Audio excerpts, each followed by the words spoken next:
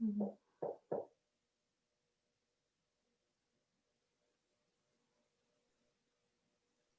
meeting is ready to go. Excellent. Is Councillor Day anywhere to be found? I did see her at public hearing, so I was expecting. I don't see that she's entered the meeting yet. Okay. Well, we've got a lot to do tonight, so I think I'm going to start the meeting, and I'm going to assume that she's going to get on as soon as she can. So I would like to call to order the August 31st, 2020 regular meeting of council at 6:30 p.m. And I would like to acknowledge that we are meeting on the shared traditional lands of the Coast Salish people. I'm going to ask all the council to please unmute. We are going to do a roll call of each member and ask them to announce that they are present. Councillor Baxter. Here I am. Thank you. Councillor Day. Councillor Day.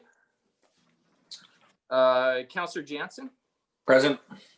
Councillor Kobayashi. Here. Councillor Logan. Here. Councillor Parkinson. I'm here. Thank you. And Mayor Martin, I am here as well. 2, approval of the agenda, the near-term, long-term, and regular council meeting. I am looking for a recommendation. Excuse me, everybody. I'm looking for a recommendation that the near and long-term agendas be received and that the agenda of the regular council meeting of August 31st, 2020 be adopted as amended to add under correspondence requiring direction 7.1 CRD. And this is a request for a letter of support from Victoria and Saanich in regards to a grant application in regards to zero emission vehicle awareness initiative. So with that amendment, may I have a mover and seconder? That has been moved by Councillor Kobayashi, seconded by Councillor Jansen. Any discussion? Seeing none, I will call the question. Those in opposition? No one opposes. Thank you. Public participation. Sorry, and just before we do go to public participation, may I ask someone from staff who's listening, could someone please reach out to Councillor Day and see if she is having problems logging in? Because as I said, we did see her at 6 o'clock, so I am surprised she's not on. And I will just leave that. I'm just going to assume somebody's going to do it. So under public participation, we had 21 written submissions were received and they have been attached to the agenda. 11 of those written submissions were related to 6.1 Royal Bay. 9 are related to 8.1, the Ocean Boulevard reopening. And 1 is in relation to or related to 8.6, which was the Lookout Brook Dam upgrade. There are 4 members of the public who have registered to speak. I would like to remind those who are about to speak, there is a maximum of 20 minutes allocated for public participation. Topics should be addressed briefly to allow other speakers an opportunity to address council. Because we have 4 speakers tonight, what I'm going to do is give each speaker a maximum time of 5 minutes. So at 4 minutes and 30 seconds, I will give you a 30-second warning, and I will ask that you sort of conclude your remarks within that last 30 seconds. So I will ask staff to bring the first member of the public on.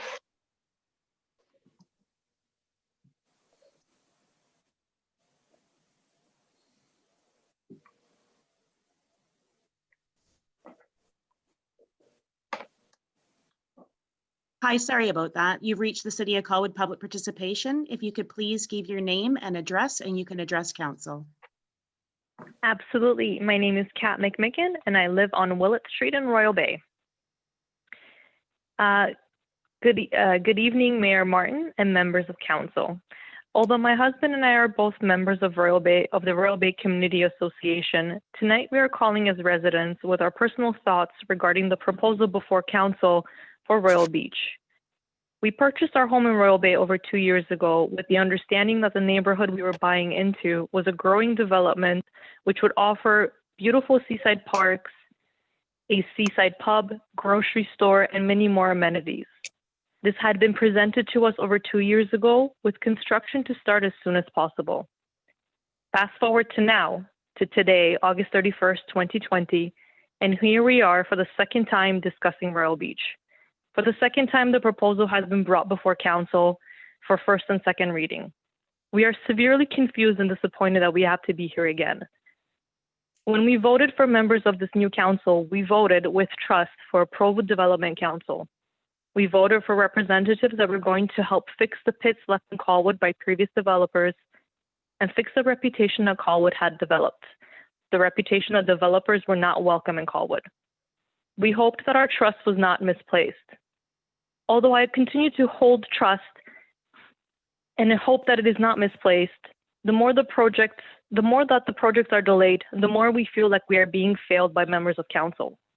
Today before you, we have a proposal from a developer that is trying to put Colwood on the map, a development that would create a jewel on not only Vancouver Island, but also in all of British Columbia. I myself can say with certainty that after having the opportunity and walking the property, what I see being proposed is designed to not only serve the city of Colwood, but also the growing community of Royal Bay. Spaces such as natural amphitheaters to showcase Colwood's artsy side, the beachside pub for those trying to unwind after a long day or even a long week, all the parks and trails tailored to those who treasure beautiful green spaces. As I sit here with my husband this evening, I realize that our future and the future of Royal Bay hangs in the balance of the City Council. A future that we had invested our savings towards is currently floating in the unknown. We look towards Council this evening to make the right choice, to make the choice that will allow for those whom have invested in the Royal Bay and in Colwood to not be disappointed by decisions made. We understand that this is an important project, a project that will span at least 20 years, a project that I would like to see finished before I'm no longer able to enjoy or before I'm no longer here to enjoy it. At the rate that I see this going, I don't believe that I will ever get to see this finished product, and I'm in my mid-30s. I'm asking Council to seize this incredible opportunity and work with the community and the developer to make this project happen. I'm asking Council to get Royal Beach through first and second reading so that residents may have their voices heard at the public hearing. I would also like to draw Council's attention to a project that I feel needs to be addressed as soon as possible, the chosen road improvements. I have seen the proposed improvements and feel that this road should be at the top of the list for the next budget cycle. To finish, I would like to thank you all for taking the time and listening. I would like to once again ask that Council look towards the future of Royal Beach and move this project along to a public hearing. Thank you, and I hope that all of you have a good night. Thank you, Kat. Congratulations. You got under the 5 minutes. You still had a minute and a half. I did want to also, I failed to mention this previously, and it wasn't a problem with our first caller, but comments pertaining to a matter that is a subject of a public hearing are prohibited where the bylaws related to the matter have not been presented to council for consideration or adoption. The following items have been subject to a public hearing. Bylaw number 1816, which is retail cannabis, 310 Whale Road. Bylaw number 1807, which is 85 Belmont Road. Bylaw number 1700-03 and 1824, which is Royal Bay / Latoria South. And bylaw number 1700-02 and 1817 Meaford.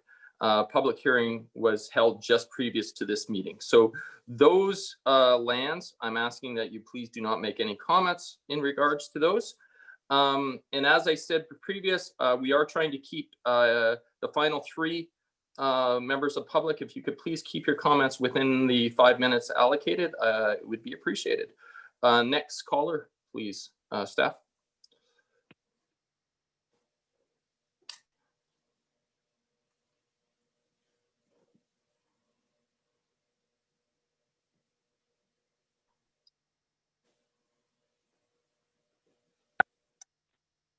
Hi there, you've reached the City of Colwood public participation. If you could please give your name and address, and you can go ahead and address council. Thank you. My name is Diane Reed. I live at 3344 Ravenwood Road, and I would like to read my letter, which was published in the August 5th issue of the Goldstream Gazette. A survey was completed that overwhelmingly resulted in citizens stating that they wanted Ocean Boulevard open. Councillor Gordy Logan brought forward a motion to keep the road closed until the end of September. This motion was approved by Councillors Cynthia Day, Michael Baxter, and Stuart Parkinson. The reason they gave us is that they want to study different uses of the Lagoon Road. Is this a delay tactic to keep the road closed forever? What upsets me the most is that they are ignoring the majority of citizens and their wishes for what appears to be their own personal agendas. They will refute this, but their actions indicate otherwise. Please call or email the above listed councillors to indicate that they are there for us, the citizens of Colwood, and there to serve us, not for their own personal agendas. I would not like to see our mayor and council slide into the same behavior as Victoria City Council, wherein the citizens appear to mainly be ignored. We deserve democracy. As a backup for my comments, I would like to remind councillors Gordy Logan, Cynthia Day, Michael Baxter, and Stuart Parkinson of the oath that they took when they went on council back in 2018. The oath is under bylaw number 1739. There are several points, but I will only read 3. These were your duties that you said you would perform. Perform the duties of the office of mayor and council faithfully and with integrity, and will not allow any private interest to influence my conduct in public matters. And dedicate myself at all times to acting in the best interests of the residents of the city of Colwood. Always consider the well-being and interests of the community as a whole, leading the development of a safe, vibrant, and sustainable city. I would hope that these 4 councillors who have indicated by their actions on the Lagoon Road issue would consider this when they make their decision this evening and on all other issues. It is important that democracy be retained in our city. Thank you. Thank you very much. I will stop the clock. Staff, we'll go to the next caller.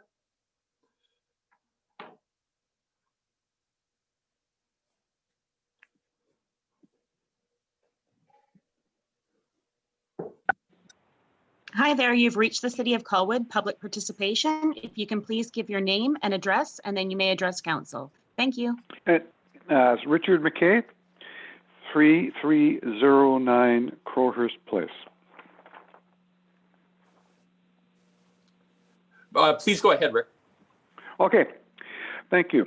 As a resident of the Esquimalt Lagoon area, I'd like to express my complete frustration and disappointment regarding this council's decision to keep Ocean Boulevard closed to traffic since the middle of March. Initially, the excuse was to allow for social distancing because of COVID-19, but to my knowledge, no other road anywhere needed to be closed because of COVID. While Ocean Boulevard continued to remain closed under the guise of COVID, and then road repairs, the City of Colwood took advantage of an opportunity to conduct a survey to gauge public sentiment about the area and the road closure. The results clearly indicated the majority of respondents were in favor of opening up the road again, but despite an advertised reopening date of July 3rd, Council voted to extend the closure of Ocean Boulevard until the end of September. I wish to address Councillors Logan, Day, Parkinson, and Baxter specifically, because you are the councillors who are disregarding the results of your own survey and the wishes of the citizens you were elected to represent.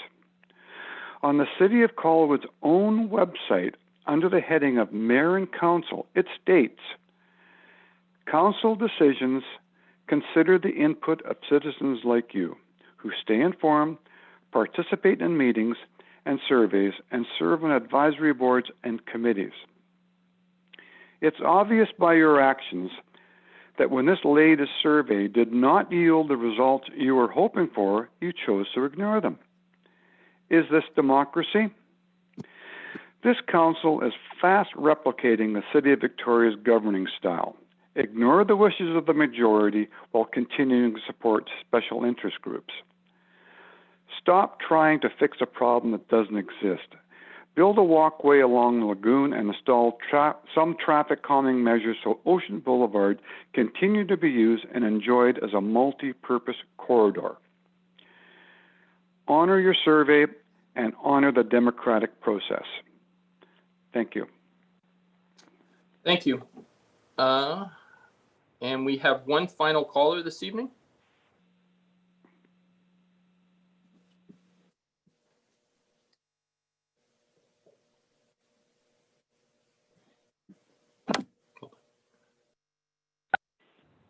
Hi there, you've reached Hello. the City of Colwood, public participation. If you can please give your name and address, and then you can commence your address to council. Thank you.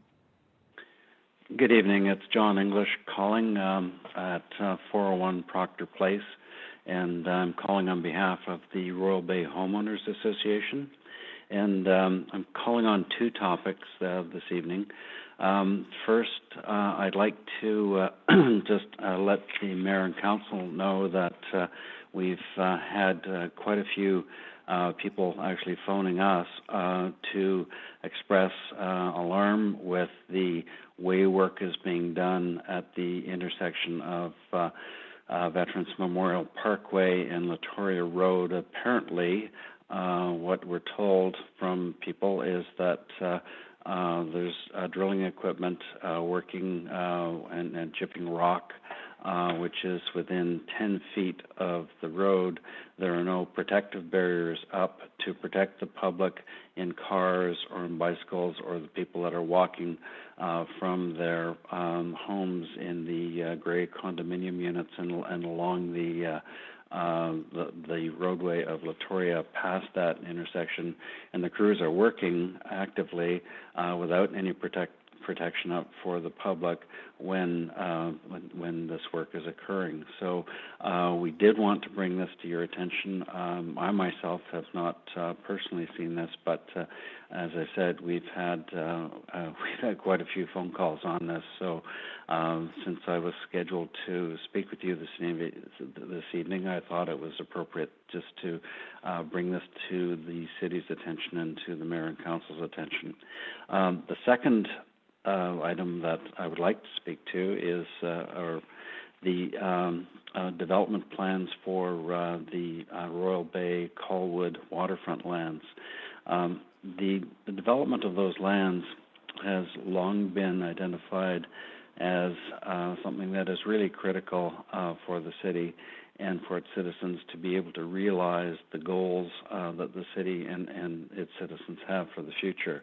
As such, the development of those lands became a fundamental cornerstone in the city's new community official community plan.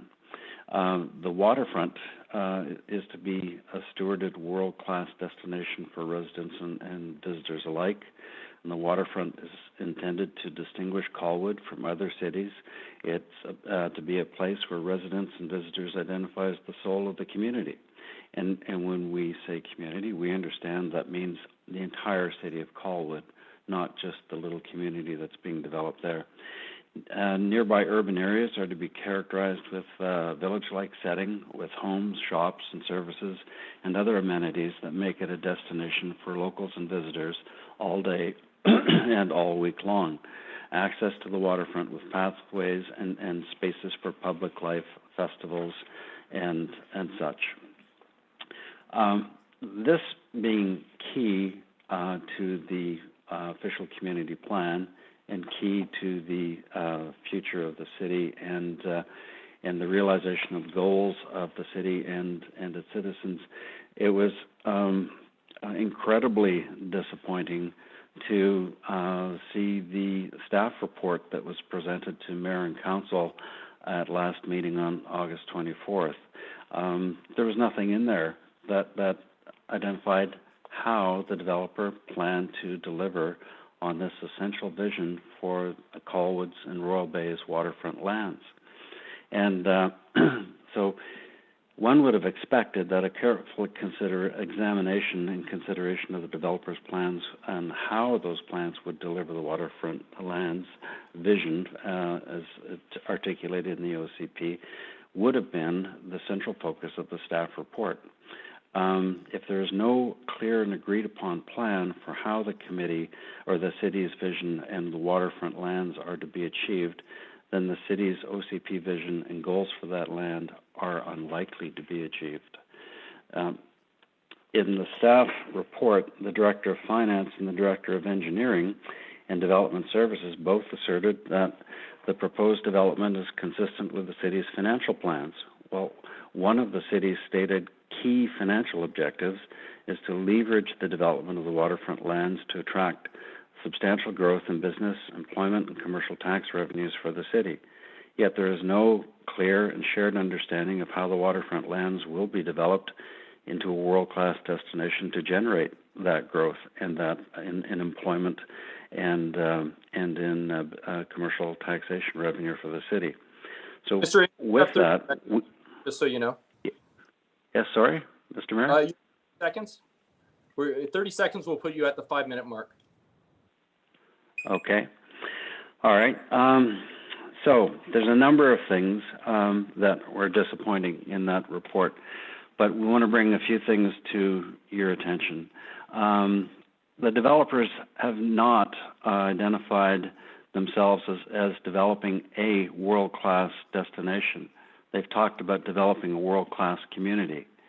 And a world-class community of condominiums is a far different thing than a world-class destination. I think we all understand and recognize that. It's really very important to the city. There's no identification anywhere in the plans of public facilities and the attractions that would be used to make those plans a destination. Nothing. There is 1 square hectare, as Councillor Baxter pointed out, which is intended to be developed for amenities and attractions to bring people to the waterfront. But is that really going to make the Colwood's waterfront a world-class destination and get the leverage that everyone has always expected?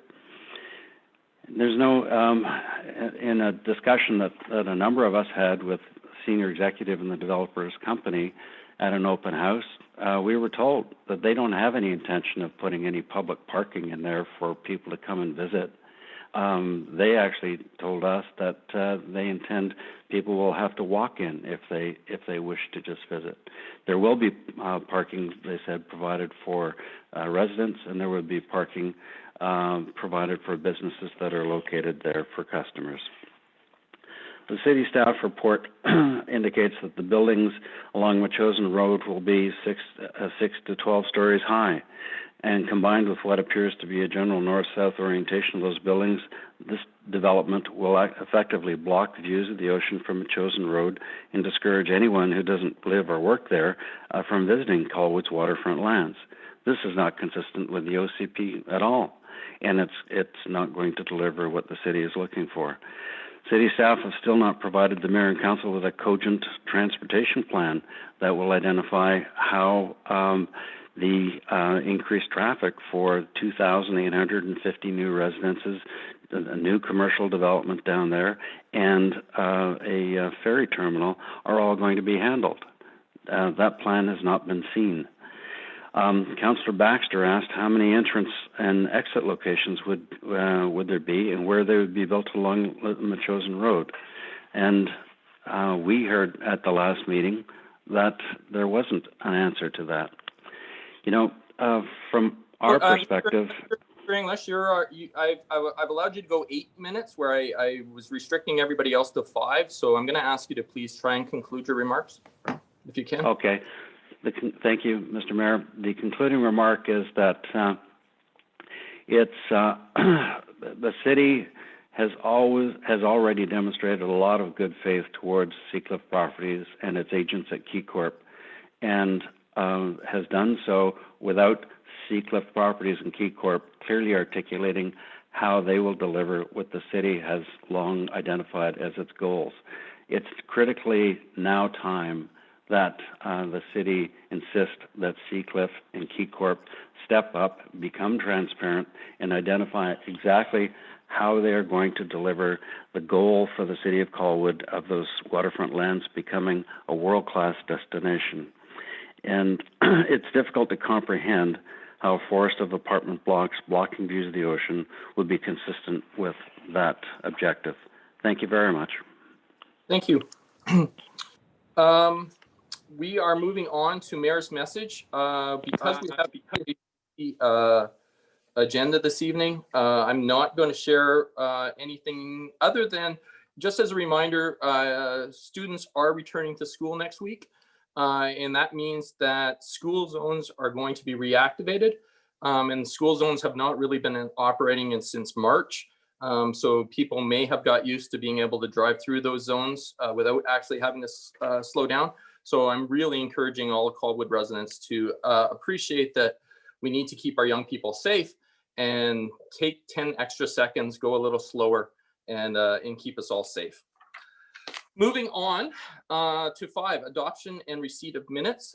There are no minutes for adoption or receipt this evening, which brings us to old business, 6.1.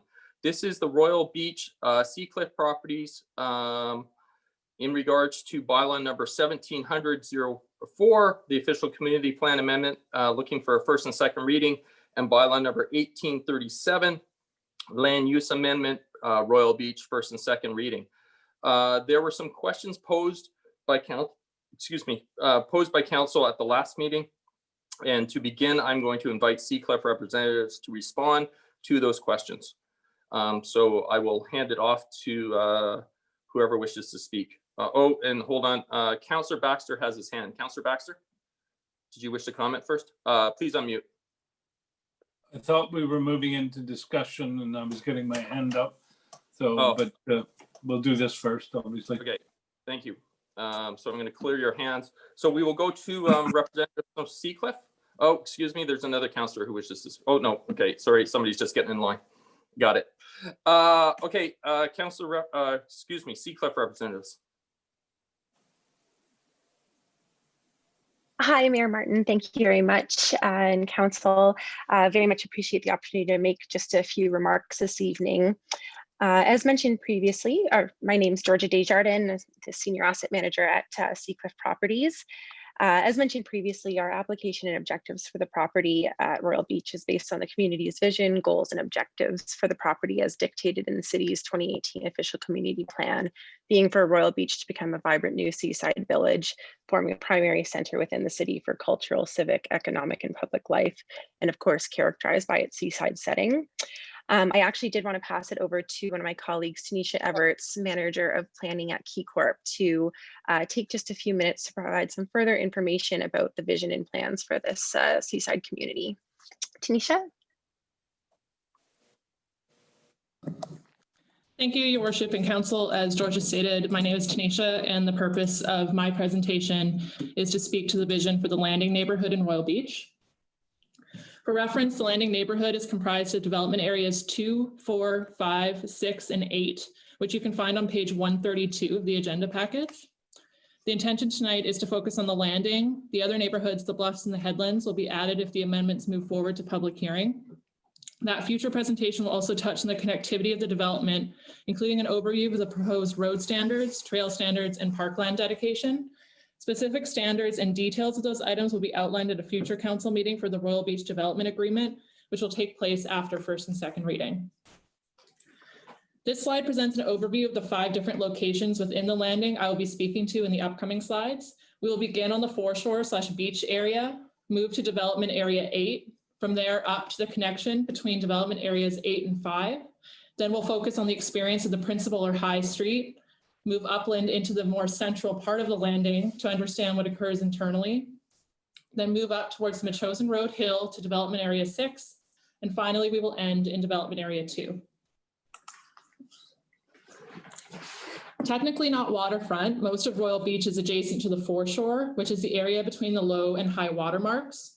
The minimum width between the high water mark and the building line at Royal Beach is approximately a soccer field in width for context.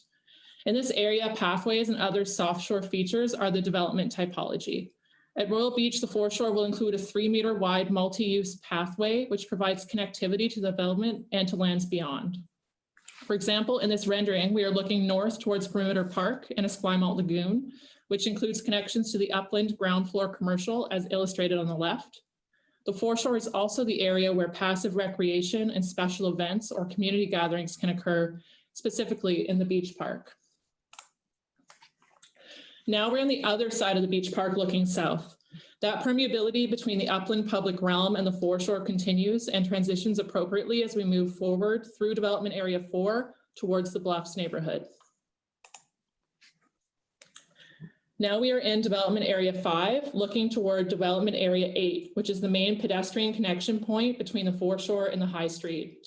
The height of the buildings here, paired with the major change in topography, creates a view terminus where people in the upland part of the development can look over and through Area 8 and see the beach and ocean. That view terminus has been highlighted here with a red circle.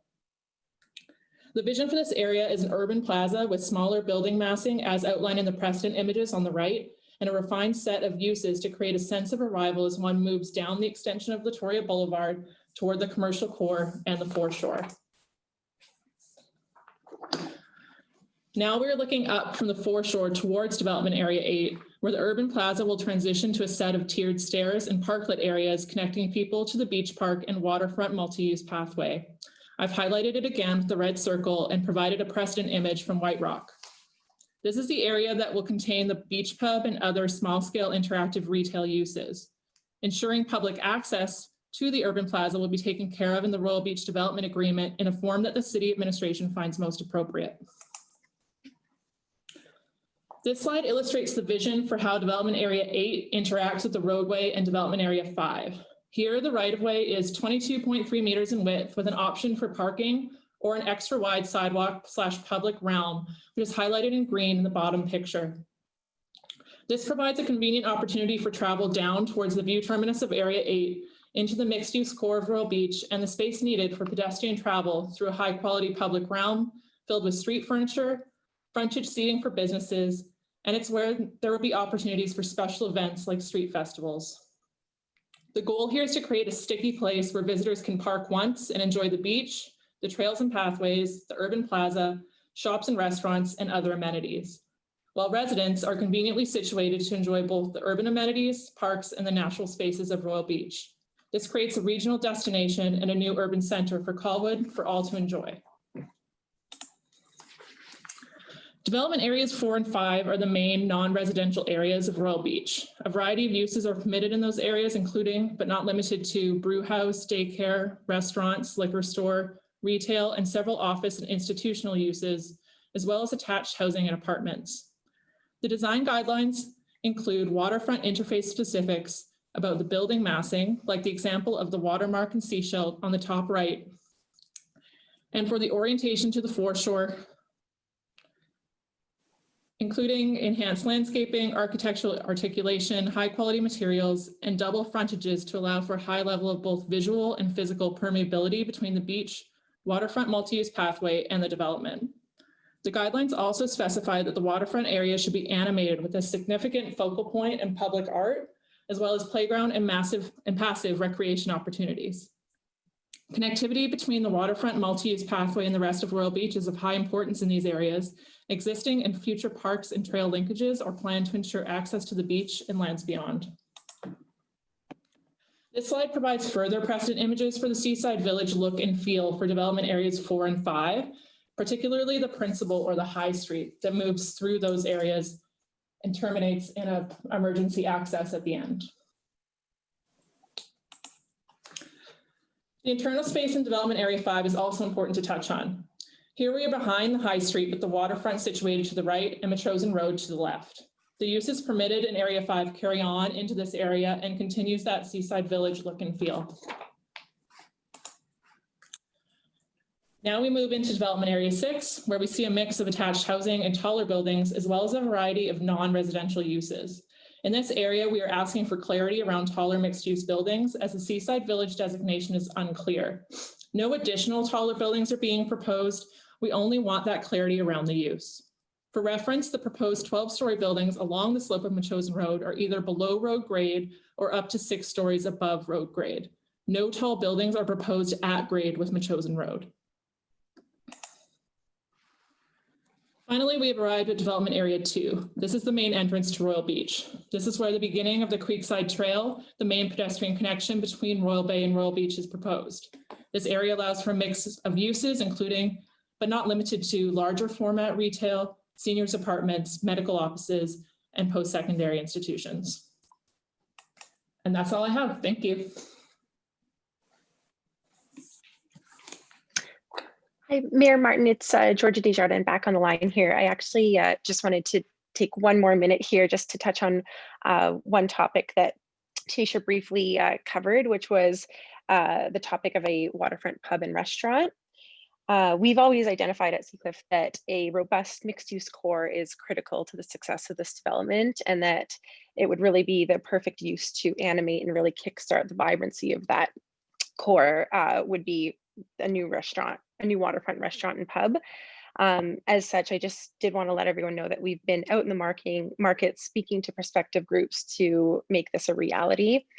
Obviously, COVID has slowed things. However, I am very pleased to say that we're in the midst of some extremely positive discussions and expect to be in a position to enter into an LOI in the coming days.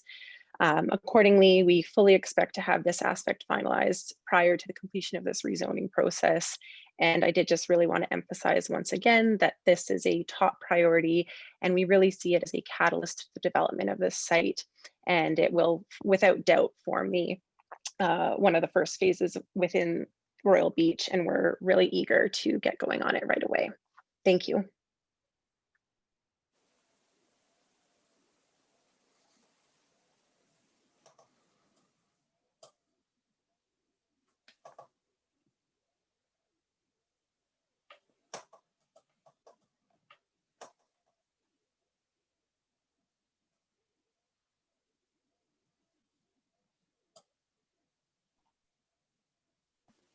Rob, you have to unmute yourself. Buddy. You're muted.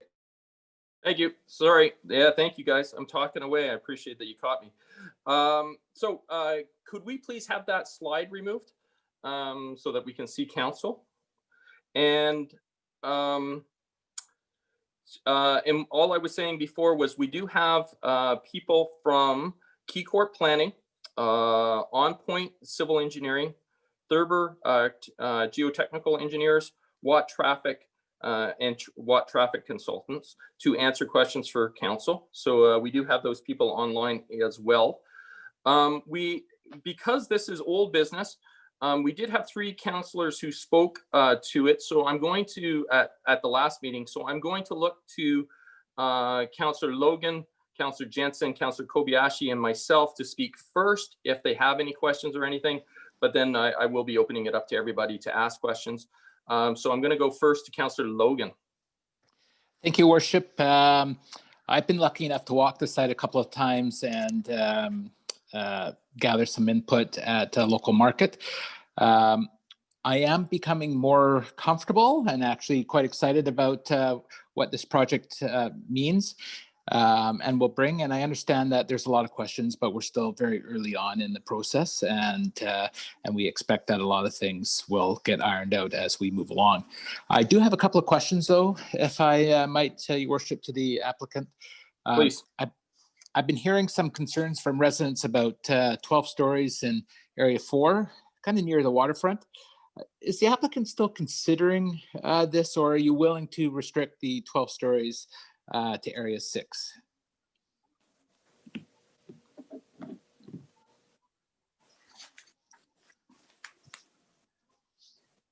Hello, Mr. Chair. It's Niall Paltiel here with KeyCorp Planning. I appreciate the question from Councillor Logan. We have been back and forth hearing from the community on this, and we do believe that we could reasonably plan on placing the 3 previously proposed 12-story buildings within Area 6, and in working with Seacliff, we do believe that we would be willing to remove the 12-story altogether from Area 4. Thank you. Just 2 more questions, Your Worship. One of the 12 stories, if I remember correctly from last week, was there was some talk about converting it to non-residential. Niall, just wondering if you can confirm that, and if there if you've had some sense that there's the market for 12 stories of non-residential. Thank you very much, Councillor Logan, and I appreciate the question. We do believe that there is interest in the marketplace for some non-residential, either mixed-use space or standalone office space. Just to be very clear with everybody, when we talk about a 12-story or above 6-story non-residential building, we would only be speaking about Area 6, and we would be saying that would still be one of the 3 12-story buildings. It wouldn't be an additional building. So it would be an if/or argument, not an and kind of argument. So that has been contemplated, and that is our request to council. We also believe that this may help alleviate some of the public's concern about crowding of both non-residential or residential around the waterfront by placing some specific height away while they still get to enjoy the view. It would place a little bit of pressure off of that specific area. Great, thank you. I have to admit the non-residential is intriguing for me in many ways, and so I hope that does come to fruition. The last question that I had, Your Worship, is that we've had some discussion about Area 8 specifically, and about the size of it being just 2.5 acres. Just because it's generated some discussion, Niall, just wondering if you can give some rationale as to why that particular area was only 2.5 acres and perhaps how it ties into some of the other areas. I'll leave this to somebody more equipped than me to answer this question, Councillor Logan. I'll pass it off to Tanisha from KeyCorp Planning. Thank you. Hi, Councillor Logan. That's a good question. So in our discussions with staff as we worked through this development Area 8, obviously you see that it's kind of out of sequence, and we added that towards the end. And the purpose of it is really to have that view terminus and that experience as you're traveling down Latoria and kind of dragging you visually and then hopefully physically down Latoria into that urban plaza and then beyond to the beach. It's also the area where it's kind of easiest to navigate coming from that upper grade where the road's proposed down into that foreshore area. So that's kind of the purpose, is primarily that view terminus, and that's why the building massing is very well articulated with a 3-story maximum. And the urban plaza has been proposed to really create that open space so that visually, kind of no matter where you are on Latoria, you kind of have that peekaboo down. Thank you very much. That's it, Your Worship. Thank you. Councillor Jansen. Thank you, Your Worship. A lot of my material has been answered. I've been ticking it off along the way here since last week, but a couple of questions. First off, thank you for the visuals at the bottom of the hill, Area 8, and the I guess it's 4, 5, 6, and 8. Is that the landing? And 2. Okay, gotcha. So I think that's great. So in no particular order for Niall or whomever, that High Street concept there, I see it's a straight line down the hill. Are we looking at a roundabout kind of terminus and circle around and head back up it? Or are you looking at the potential for some kind of circle drive? So you circle the entire sort of lower bowl area and just come back to where you started?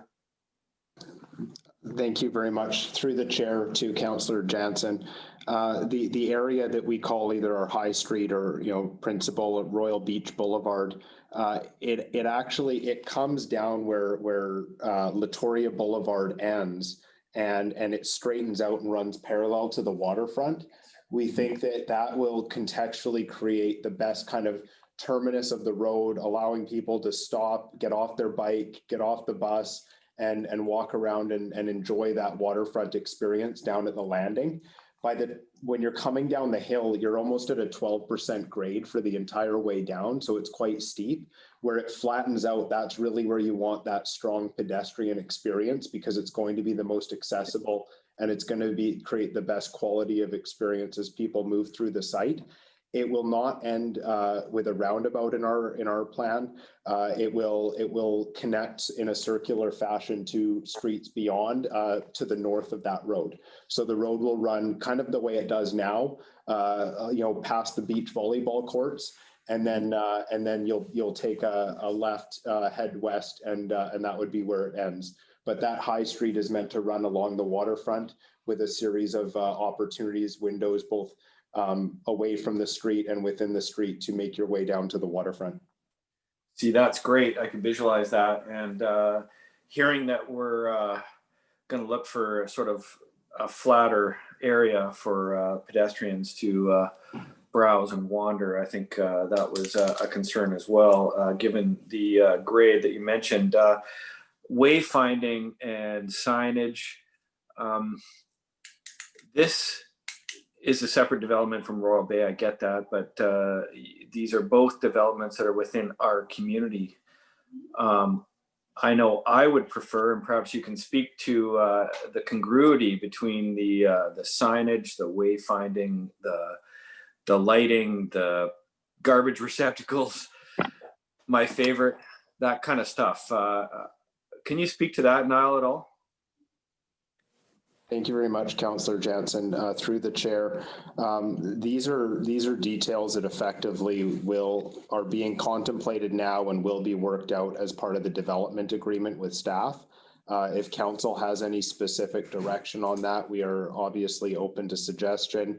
That being said, I completely agree that, while beach is its own distinct development, consistency and congruity is important from both the perspective of wayfinding, receptacles, but also when it comes to parks, roads, trails, and connectivity as well.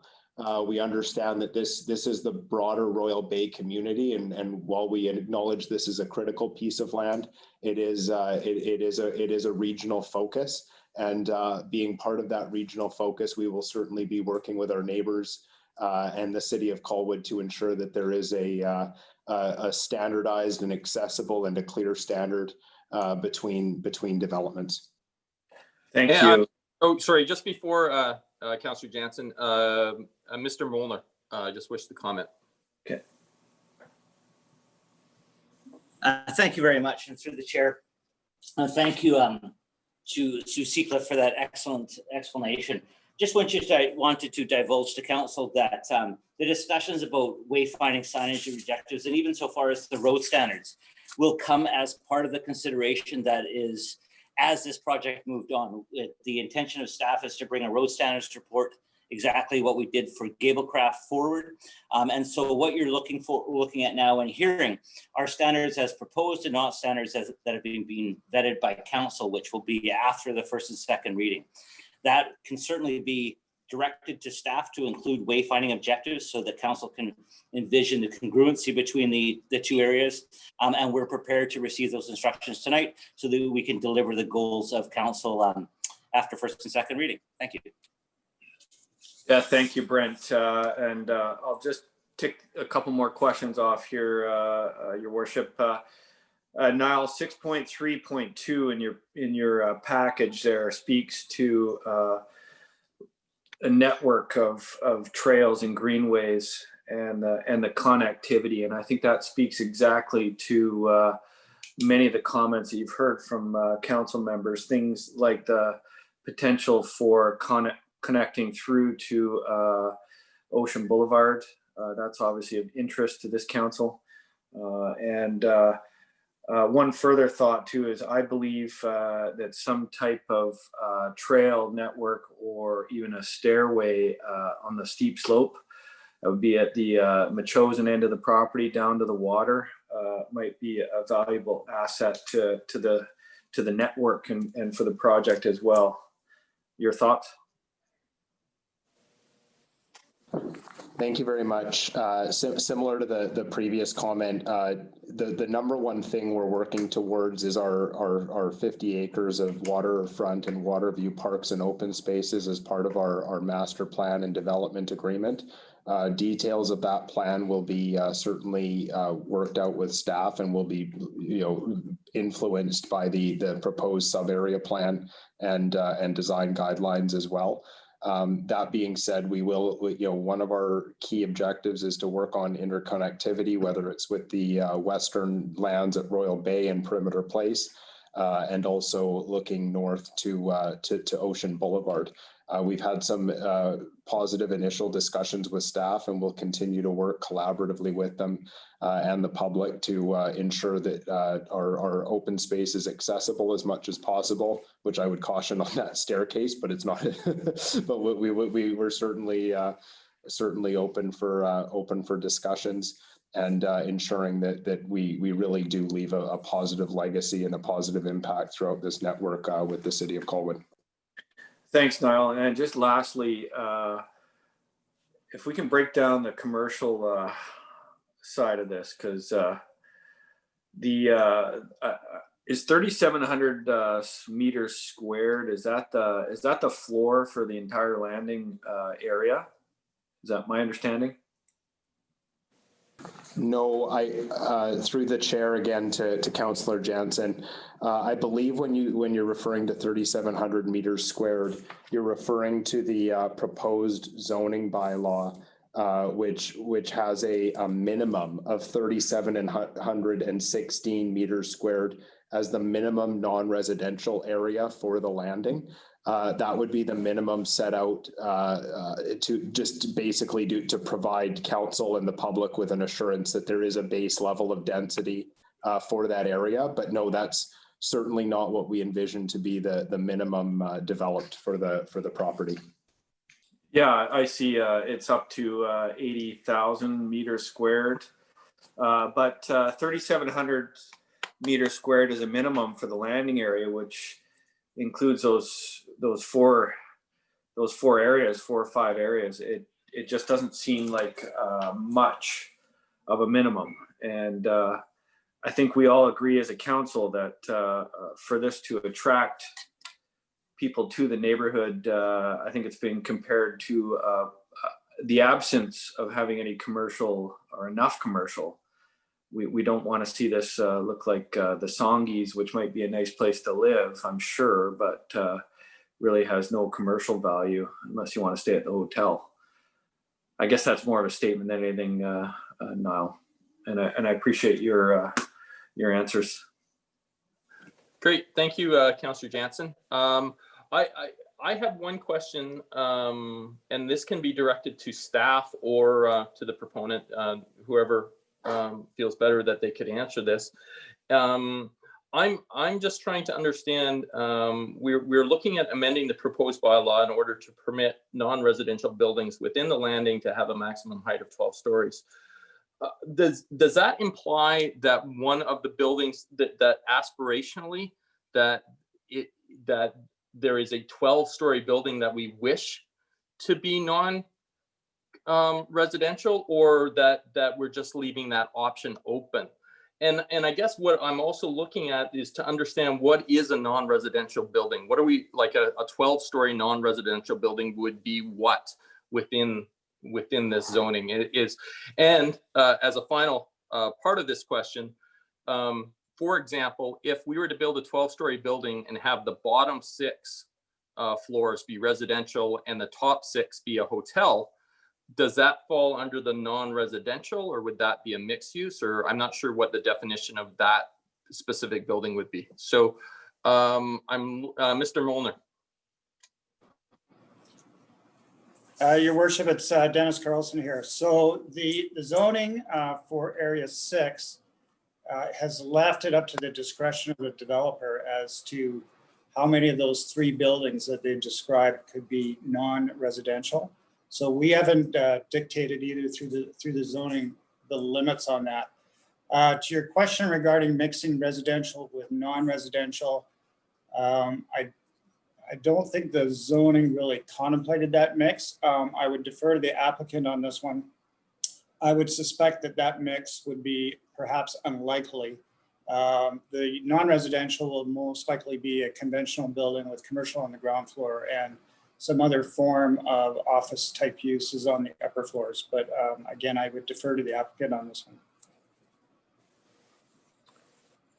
one. Is there anyone from the applicant who would like to comment? Hi, Mr. Chair. It's Niall with KeyCorp Planning. Again, just to reiterate, firstly, that the idea with this amendment is that the only area in the entirety of the Royal Beach application that would be available at this point for 12-story buildings is going to be Area 6, which is the lands tucked into Metchosin. To address a question from last week's meeting, the buildings would only be accessible through the on that portion, or the Area 6 portion of Metchosin Road would be through the internal road network, not from Metchosin Road, as the grade is much too high. And secondly, those 3 buildings that are being proposed right now, the idea would be is that they can be residential, mixed use with residential above and some sort of office or commercial space on the ground floor, or the ability that we've requested as part of this this amendment is for the ability for a standalone office as well. So it could be one of those 3, any combination of those 3, or all of those 3, as we've requested in this plan. One thing to consider for council is that from a built form perspective, when you're considering this approval or this request, there's really no functional difference between them. The fact is that, you know, an office building is going to have large, or, you know, no balconies and larger windows, whereas a residential building is going to have balconies likely. So aside from that, there is no real material difference.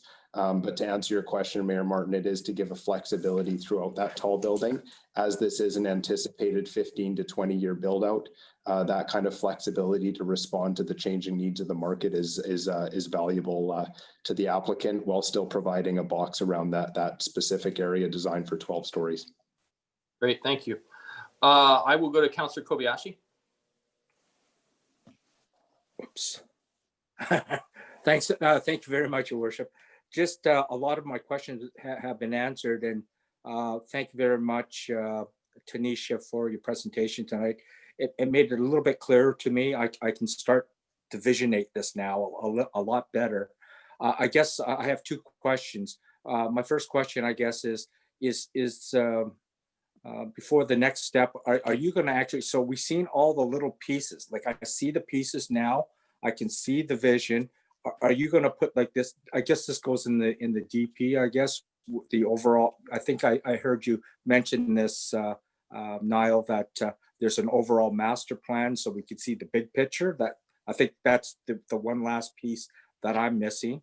And the second question I have is related to someone said this, during the public time here, public participation. And I don't know, it was an allegation, but I certainly want it clarified in my own head that there is going to be enough public parking to make this a destination, or that still is a question that I have in my own head. I guess I will look to staff in regards to the parking question. Staff? Thank you very much. And through your worship, parking is a discussion that we've had multiple times with the developer group. And once again, it's a detail that'll likely work its way through, because it will be fixed. The public parking aspect will be centered on road right-of-ways. It would form part of a DA to augment the parking standard. DA means development agreement, to augment the parking standards with a desire line as expressed. So typically we would apply in a single family intent, a 1 parking stall for every 2 dwelling units. Here we're simply talking about parking for the aspect of inviting the public to the public lands. And so we want to flush that out as part of our road standards report, but it also may form part of our parks terms of reference that we'll come back to council with as well prior to public hearing. And the parks terms of reference will essentially outline all the parks, and we can enter into a wholesome discussion about the parking standards that are unique and applied for those park abilities. So to directly answer Councillor Kobayashi's question, we haven't pinned down a number yet. We're willing to see council direction, and we anticipate that coming back for council consideration with either the parks terms of reference or the road standards report for consideration. Thank you. Okay, that's good. That answers that question. So there is an opportunity to be looking at that. So thank you. How about the first question? So are we going to, so is there going to be this master plan? So we actually, you're putting all the little pieces together. Like I said, it was a good presentation by Tanisha. I got a better feel for it now. So we're going to see this one big picture. So this is what our intention is and the plan is. So this is all the elements together, because what we've seen is all the bits and pieces. Through your worship, I'd love to ask the developer to provide a timeline and a response to that. Thank you, Councillor Kobayashi. Through your worship to Councillor Kobayashi, yes, we will walk through and provide that master plan, especially when we're going through at a further date with the public hearing. So I envision that going through neighborhood by neighborhood. I focused on the landing here to really give that sense of what you were getting, especially with that commercial core and the high street component and that important waterfront interface. Overall, showing a proposed, I'm not sure if you're asking for a proposed build out type rendering, that I can't speak to right now. Sometimes there's some dangers in people getting married to seeing that vision, but we certainly can walk through a site plan in each neighborhood and provide even further precedent and other images so that you understand how everything works together. Thank you very much. Thank you. Councillor Baxter. I'd like to say I'm pleased at the number of people who spoke in favor of approving this development. And I hope we can get first two readings passed tonight. But I think we need to walk into it with our eyes open. And I'd just like to remind everybody that once upon a time, the company carrying out the gravel mining owned all of this land, and they produced a plan for it, and circumstances forced them to sell it, and it was bought by BCIMC, who came up with a different plan, and they built I don't know, about 500 houses, the same as the original owner had, and then BCIMC was had to sell. And then when they sold, the property was split and it's now owned by two different companies. So whatever plan you see is the intent of the current developer. Whatever the current developer tells you is the intent of the current developer. But as so often happens, developments change hands. And even if they don't, all you're guaranteed to get is what is absolutely required in the zoning bylaw and registered on title in the development agreement. So the zoning bylaw allows a maximum of 80,000 square meters of commercial in Royal Beach. But when we were first presented, it guaranteed absolutely nothing in the way of commercial. And council asked for a minimum, and now we have a minimum. And that is the purpose of all this discussion, all this asking of questions and referring to staff. And it's by doing that that we try to work towards a situation where the community will get what it wants. Right now, I think that the commercial that we're guaranteed is far too small. The 3,700 square meters of floor space that we're guaranteed, I estimate is probably about the size of the Royal Bank and Rexall building at the corner of Colwood Corners. And area 8 is the only area where it is, everything has to be built as commercial. I've actually got a motion that I'd like to put forward, and it's just asking for a staff report. And I'm going to read it out. Staff be instructed to prepare a report to council, and if necessary, an amended bylaw for the next session at which this bylaw is considered. Emphasize that that's not intended to replace the passing of first two readings tonight, because there are subsequent readings to come. And I would ask it this time staff to just explain after the first two readings tonight, what are the next steps before the bylaw is finally adopted?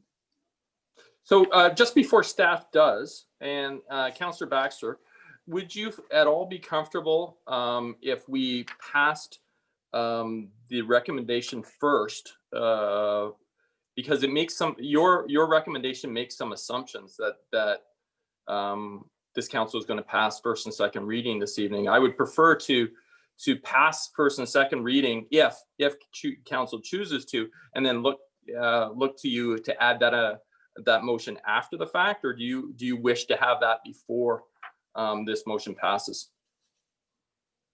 I'll look to you. I don't think it matters particularly. I don't think there's an assumption that anything has passed anywhere in what I'm going to say.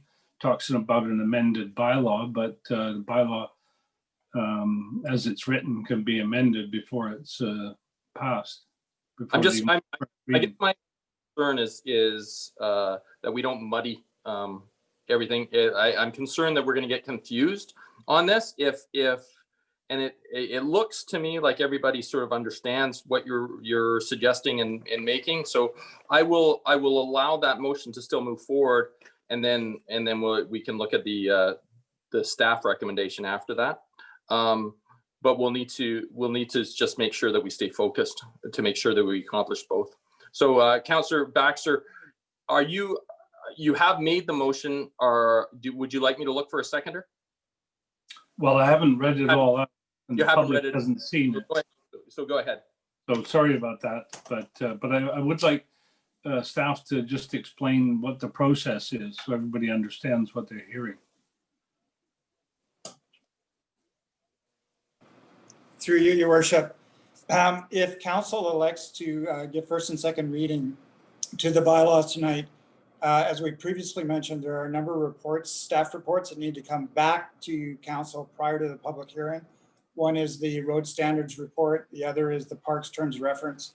And also, I believe we committed to bringing us a site servicing report as well. In addition, should council adopt the motion as proposed by Councillor Baxter, there would be also an additional staff report back to council that outlines some options for how the items that are in Councillor Baxter's motion could be addressed. Okay, thanks. Just one question. Is third reading before or after public hearing? Through your worship, it'll be after the public hearing. Thank you. As I say, the staff be instructed to prepare a report to council, and if necessary, an amended bylaw for the next session at which this bylaw is considered. The amendments and explanations to respond to the following. The council is concerned that Area 8 is the only area in Royal Beach where we are guaranteed some businesses with views of the beach water that will serve visitors and residents of Royal Beach and have direct access to the waterfront. The council is concerned that Area 8 is too small and probably should be about 3 hectares in size along 180 meters of waterfront in the low area of Royal Beach. 3, the council would like to better understand the minimum and maximum building heights in Area 8 and how this will lead to an optimal visitor experience at the waterfront. 4, council would like to have in the bylaw limits to the size of the various types of establishments allowed in the same way that there is a limit on the size of a bakery now, with the intention of ensuring a variety of establishments in the relatively small area. 5, council is concerned that professional offices which are allowed in area zoning do not provide services for visitors and can therefore be well accommodated elsewhere. On the other hand, it is understood that these offices can help fill up commercial space in the short term and can later be converted to other types of commerce. But perhaps these should be limited to non-waterfront parts of Area 8. 6, it is necessary that the public, whether or not they're using the commercial establishments along the waterfront, should have open and inviting access to the waterfront. Therefore, it seems that the zoning or the development agreement should expressly provide for at least one road access to the waterfront through Area 8 and an additional 2 separate pedestrian, cyclist, or mobility aid accesses, all of sufficient width to invite people to approach the waterfront. 7, it is understood that a plaza is proposed along the waterfront at some point. This should be expressly provided for in the bylaw or the development agreement. 8, very wide sidewalks with provision for street cafes and street displays will also be important to the ambience of this special place and should be expressly provided for in the bylaw or the development agreement. That's it. All right, do I have a seconder to that motion? I'm going to clear hands. Do I have a seconder to that motion? Councillor Parkinson seconds it. Okay, so we're on a new discussion. I'm going to clear everybody's hands. Councillor Day, when I come back to the main questions, I will. You're first in line. But this is a new, because this is in a motion. So is there any discussion in regards to this motion? Councillor Day, then Parkinson. Thank you. One of my, I guess I'm trying to figure out how to bring this forward. So if you can indulge me just a little bit, I had thought that this might be this report that this motion contemplates would be a good place to get the information. But if that's not acceptable to the mover and the seconder, I'm happy to make that as a separate motion. But I would like to know how the city will ensure that any lands that are given to the city, whether they're parks, roads, trails, what have you, have stabilization works already on them when they're given to the city, as is contemplated by the Thurber engineering report that was done for the proponents. So perhaps Councillor Baxter and Parkinson, you could tell me if you think that fits with the report that you've requested. Sorry, I think the report, that motion I've moved is long enough. I think you should make a separate motion. Okay, I will do that then. Mr. Molnar, you wish to comment? Thank you very much. Through your worship, to Councillor Day's question. Anytime. Sorry, Councillor Day is going to be a separate motion. So I'm not going to comment on that. I'm going to after we finish this motion of Councillor Baxter's, I'm going to come back to Councillor Day and allow her to do that. So I'll have you answer that question at that point, Mr. Molnar. Is there any other comments in regards to that? I guess what I would look for, Mr. Molnar, is does staff feel comfortable with the motion that's in front, or that's been presented to council? Regarding the motion proposed by Councillor Baxter, I think that we can certainly work our way through it. No problem at all. Okay, thank you. Councillor Day, the floor is still yours. Did you wish to comment on Councillor Baxter's motion presently? I am in concurrence with Councillor Baxter's request for a report. I think that is good information. Okay, thank you. Then I will go to Councillor Parkinson. Yeah, thank you. A lot of good stuff in Michael's motion. There might be some things I might quibble with, but I think the overall intent of it does come down to what we're trying to do down there and how well we want it done. So I'm quite happy with that going to the staff with the as long as they're just not 100% literal with what's been asked, but understand the intent of what's going on and come back with some good recommendations. Happy to support the motion. All right, thank you. Councillor Jansen and then Kobayashi. I'm going to admit that I'm getting a little lost in all this. I do appreciate the fact Michael sent this out for us to review. And I would love to know more about what impact these types of suggestions would have on the development as a whole. So just for clarity's sake, are we looking for a report on these suggestions that you've articulated there, Michael? That's my intent. The report may just come back and say, you know, half of them are already going to be in the development agreement and the other half are taken care of elsewhere. I don't know. I just want those matters to be addressed in a report. And because just from your laundry list there, I heard several of those things really spoken to during the presentation. I think I'm comfortable that a lot of that is probably already addressed and will be in the negotiation between our staff and the proponent. So I am keen to see this move along.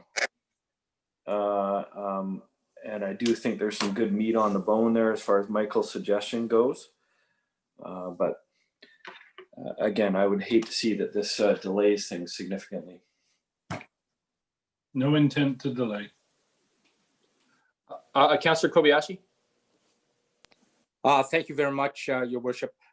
Just a quick question here, Michael, or someone can answer this question to me. I guess the only part of your motion that I'm still having troubles reconciling is, you know, us dictating what or what can't go into a non-residential area, commercial area.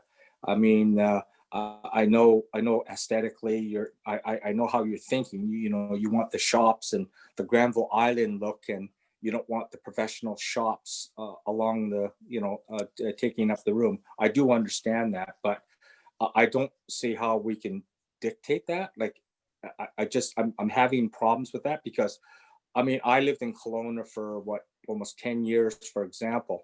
And, you know, if you look at how the streets, Bernard Street goes down into the waterfront, you know, there are professional offices on the ground floor, and they don't detract from it. In fact, thank God they're there, because during the winter season, some of those businesses actually close down. And if we don't have those other businesses, it looks like a ghost town. So I guess that's the only problem, but I guess that would come out in the option in the study that you want staff to look at. So, but that was the only issue I really had on your motion. Okay, thanks. Thank you, Councillor Logan. Thank you, Worship. I'd echo Councillor Kobayashi's thoughts there, and kind of along Councillor Jansen's comments. Maybe to staff, can you kind of let us know or give us any indication on what type of timeline we would be looking at, and how you would sauce the information that Michael's asking for into some of the other reports that we can be expecting in the next little while? I guess what my point is, will this delay going to public hearing, that sort of thing, or can we get a fairly quick turnaround on that information? Through you, Your Worship, it's worth noting that there, in addition to this additional report, as I mentioned earlier, there still is the staff report regarding the road standards and the parks terms of reference. I anticipate that both of those will take some time. So while those are being prepared, we will certainly be working on this one. So I think it's reasonable to assume that these would all come together at about the same time. Yeah. Thank you. Great, thank you. I'm not seeing anybody else's hand, so I am going to call the question. I'm not going to have Michael read the motion out again unless somebody requests it. I'll wait. Please raise your hand if you wish to request to have Michael read it again. Nobody's requesting that, so Those in opposition, please raise your hands. Nobody opposes, that motion passes. Councillor Day. Thank you. So similar to Michael, I've just been trying to sort out how to be comfortable and really identify what it is that, you know, there's just a few things which are fairly basic, I think, that are bothering me. And it isn't, you know, the vision or how it's going to come together. It's really about how will we be sure that the stabilization works that are required as per the Thurber engineering report come about? Will lands that are given to the city come with those already done? Or will those lands be given to the city and the city have to undertake doing those stabilization works?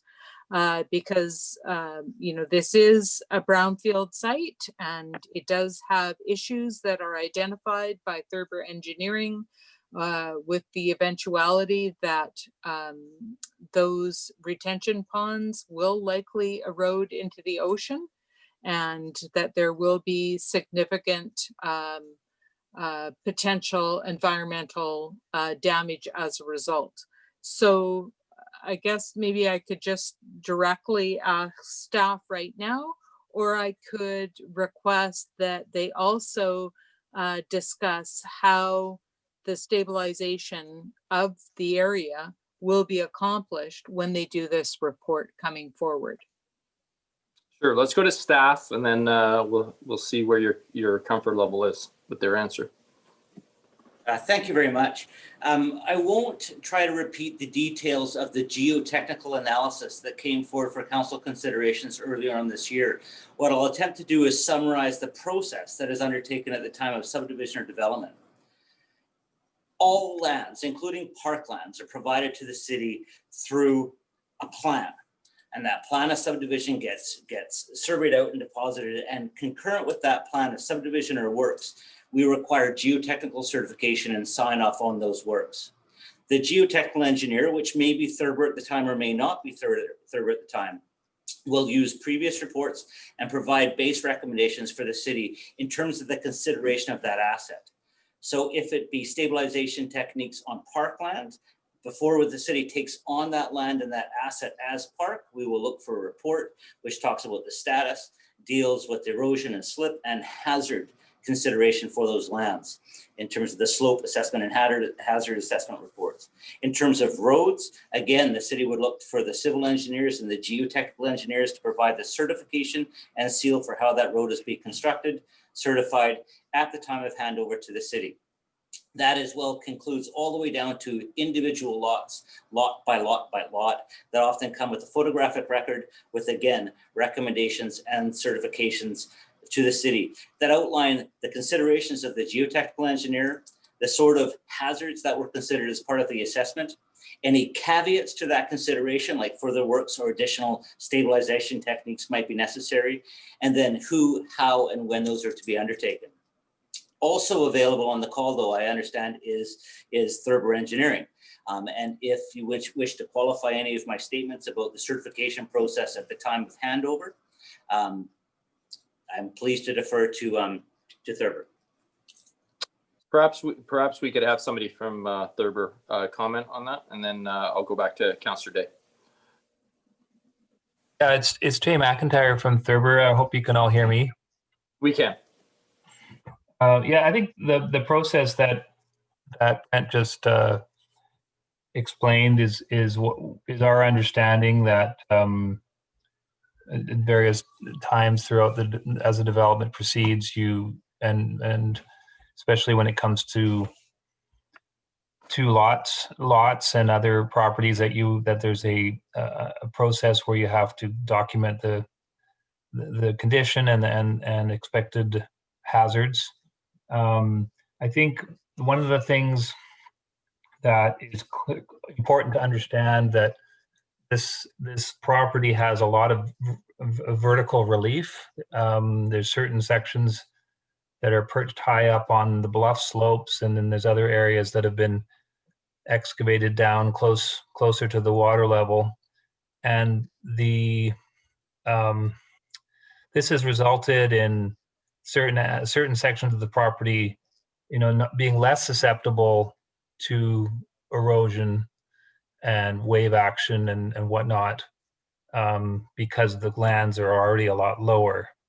And I think additionally, and then someone can correct me, but there's certain sections of the property where a larger portion of the shoreline is incorporated into existing parkland, whereas and those areas may not require a lot of treatment because they're already low lying, and so there may not be a significant requirement to protect those properties, especially if they're developed in the short term.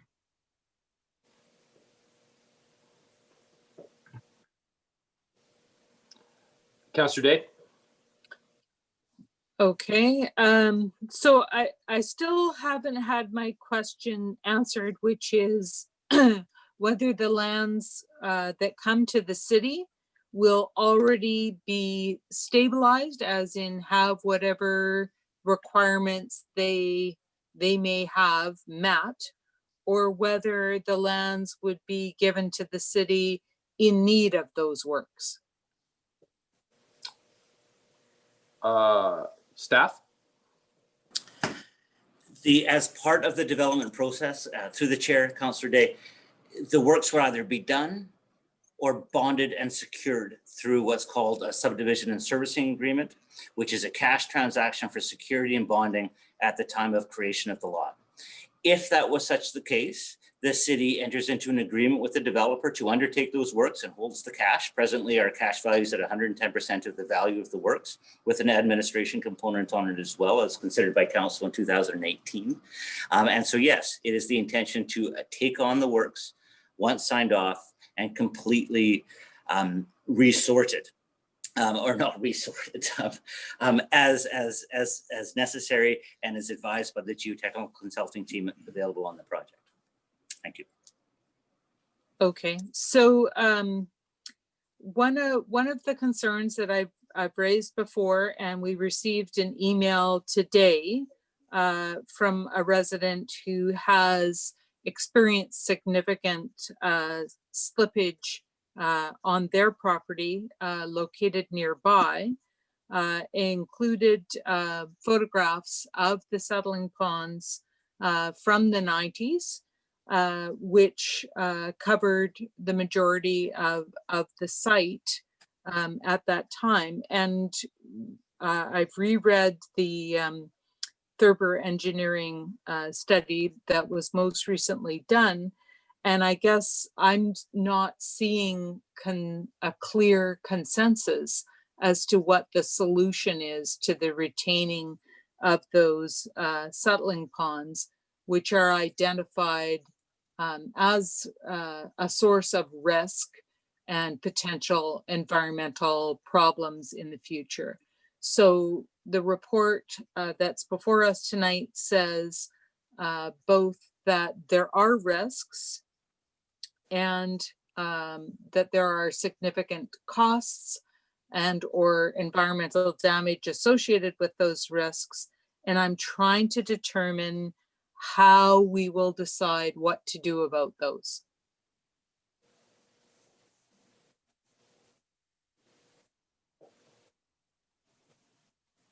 Through the chair, I'm not sure if that was a question to staff. Those items would not come forward to council consideration at the time of consideration, as council is not the signer of the plans that creates the lots or parcels. Our bylaw speaks to the geotechnical requirements at the time of land transfer and how to take on those lands.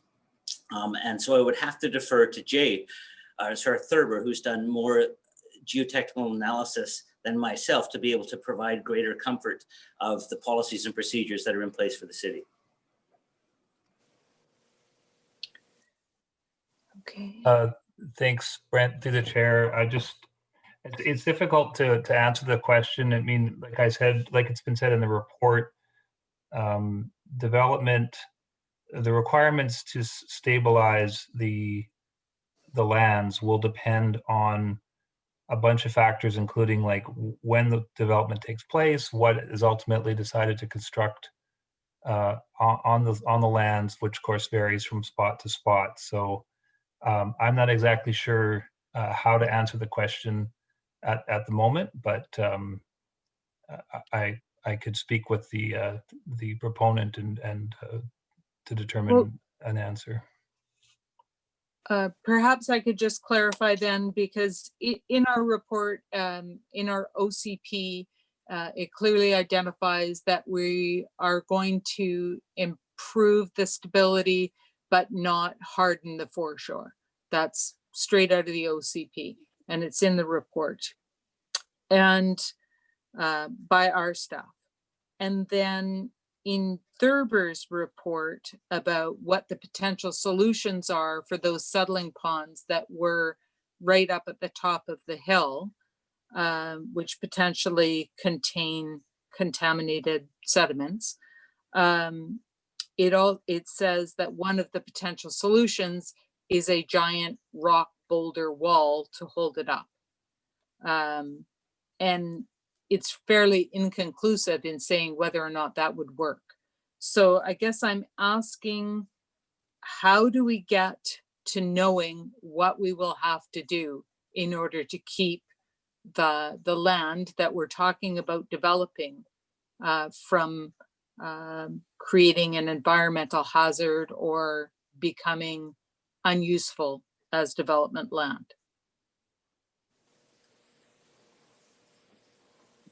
Mr. Chair, Niall with KeyCorp Planning. Please. Thank you very much. I very much appreciate the questions and the level of detailed discussion that we've been able to have on this item.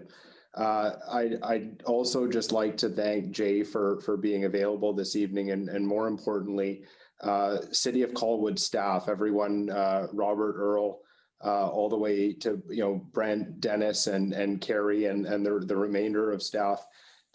We worked very hard to get this land use bylaw to the point where we can discuss things on the high level when it comes to making land use decisions, parks and open space dedication, and all of the other elements that are included within this Royal Beach sub-area plan and land use bylaw.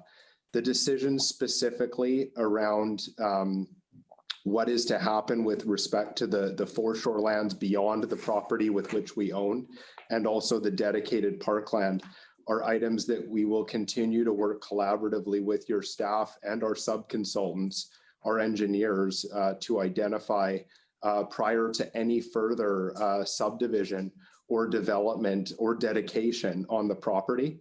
The suggestion of armoring the shoreline, we understand, is not part of the OCP, but the suggestion of placing boulders further up the slope in the future is one means of environmentally ensuring that there is not further, further sediment or erosion.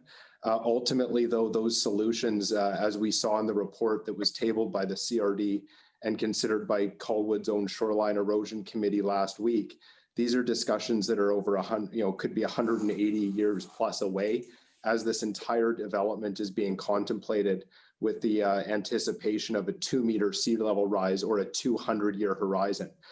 To speak to this on a bigger picture for a second, one thing that's important to keep in mind is the amount of dedication that this property is going to provide, as well as the diversification and long-term financial sustainability of a tax base that this rezoning is going to provide, is surely going to help Colwood, not only with this property, but there's pressing other properties and areas within Colwood that this kind of investment surely will leave Colwood on a stronger footing to address 180 years from now when these items do come up.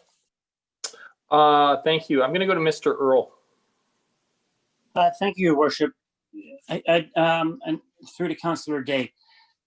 The the city won't allow a subdivision of land until we have sign off of the appropriate professionals. We would also not accept parkland nor engineered infrastructures without the sign off of the appropriate professionals. And those sign offs will need to align with the regulatory frameworks of the day, you know, currently our OCP and our other regulatory documents. And so with respect to your question, I think the manner in which the city will protect itself and protect the environment is through registered professionals who are going to sign off on the plans, and those plans need to meet and match the city's regulatory framework, and that will change over time. Thank you. Sorry, Councillor Day, you're done? I am, thank you. Thank you.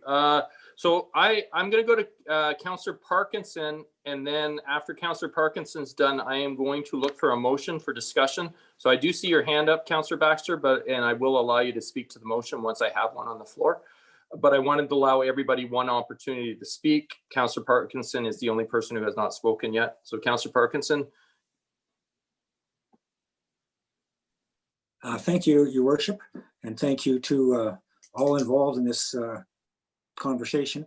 And I do sympathize with the developer. I know we do have a lot of issues. And if I could steal a word from my colleague, Councillor Kobayashi, I too am having trouble visionating exactly these things. Good presentation, two-dimensional. You know, there are issues associated with grades that may impact some of the stuff we saw. At last meeting, I raised concerns about connections that everybody's heard. I think they've been somewhat addressed already tonight. I guess I know we have other reports coming. We have road standard report, parks report, site servicing report, Michael's report on options for more things. There's all sorts of tiny little quibbles we could all make here, there, and everywhere. But frankly, Your Worship, I'm ready to move the recommendations. Great, thank you. So Councillor Park, I'm going to clear hands. Councillor Parkinson has moved the recommendations. Who would like to second that? Councillor Jansen has seconded that, beating out Councillor Logan. It was a race. And now discussion. I will go to it'll be Councillor Parkinson, the mover, Councillor Jansen as a seconder, and then Councillor Baxter for comments. If no, I'm assuming. My only comments sort of echo what I've said already. I think that there have been a number of issues raised. I'm not going to make formal motions on my connections. I have an issue. I have a concern about Councillor Day's issue with the stabilization. I understand there's lots of different ways to do it. I also understand there's different property boundaries, and who owns what down there may come into play. So hopefully all that will be clarified in the further reports. I'm certainly prepared to wait for further reports for more information. I think we've got enough to move forward. Thank you. Councillor Jansen, do you wish to comment at all? Just that, I mean, we're going to have many questions and many more hours of discussion on this. So I do think it's time to start moving this along. Thank you. Councillor Baxter. I just wanted to clarify on page 52 of 318 of the agenda. Staff have offered two options for adoption. And I just wondered what Councillor Parkinson's intent was as regards the second one.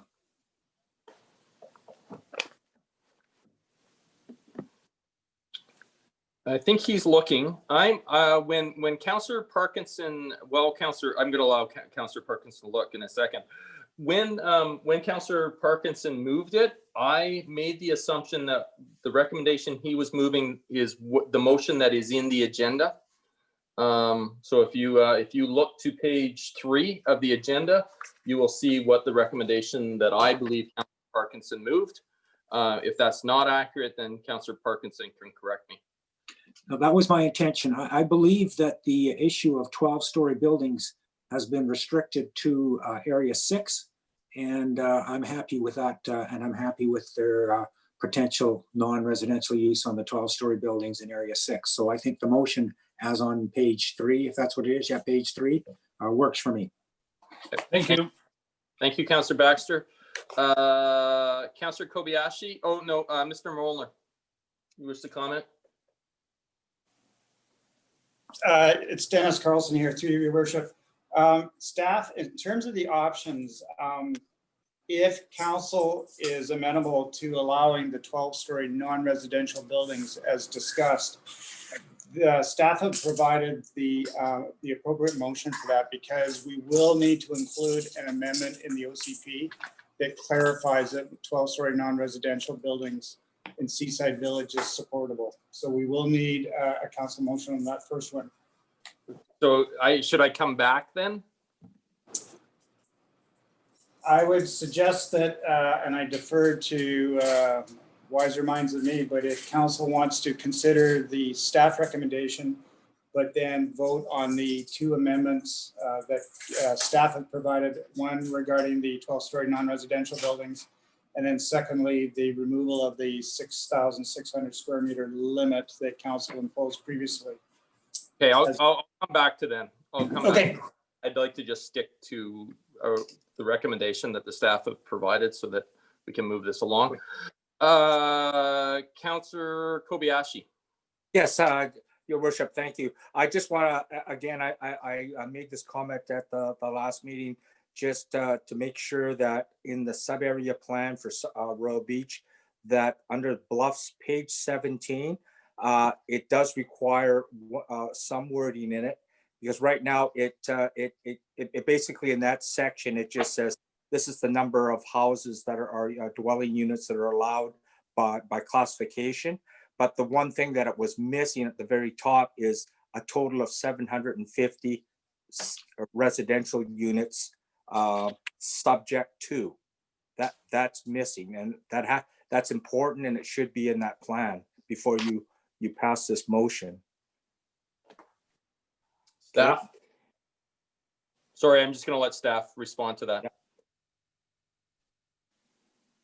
Through you, Your Worship, staff anticipate, based on the discussion with council tonight, that we will be coming back with probably a number of amendments to the Royal Beach area plan. So this could certainly be included as one of those, but there will be a number of, as I mentioned, a number of amendments to both the bylaw and the area plan. Okay, thank you. And my second comment is, again, from the last meeting, the one that sort of I thought was really good. And I don't know if I'm not making it a subject to passing this particular motion, but we did discuss about the motion of having staff work with the developer to look at the connectivity between Royal Beach and Ocean Boulevard, and also Royal Beach and Royal Bay, the Metchosin Road crossings. So, Your Worship, I'm looking to you. Do I have to make a motion to have that done? I mean, it's not a subject to Right. for this particular motion, but I will look to staff if they need a direct motion, and we can do that after this motion passes. I'll come back to you if staff. okay, thank you. Your Worship, I don't think we require a motion on this one. It was duly noted by staff, and it will be considered as part of the Parks Terms of Reference. Great, thank you. That satisfies you, Councillor Kobayashi? Excellent. Councillor Day. Thank you. I just, for clarity, the motion has 1, 2, 3, 4, 5, 6, 7 clauses in it. And there are 4 that I feel I will need to vote in opposition to. So I guess I can vote in opposition to the whole thing, or you can consider each of them separately. I just don't want to offend staff. It's not that I don't want to receive their report or that I don't want them to be considered in relation to our other plans. But there are some areas I'm not comfortable with yet.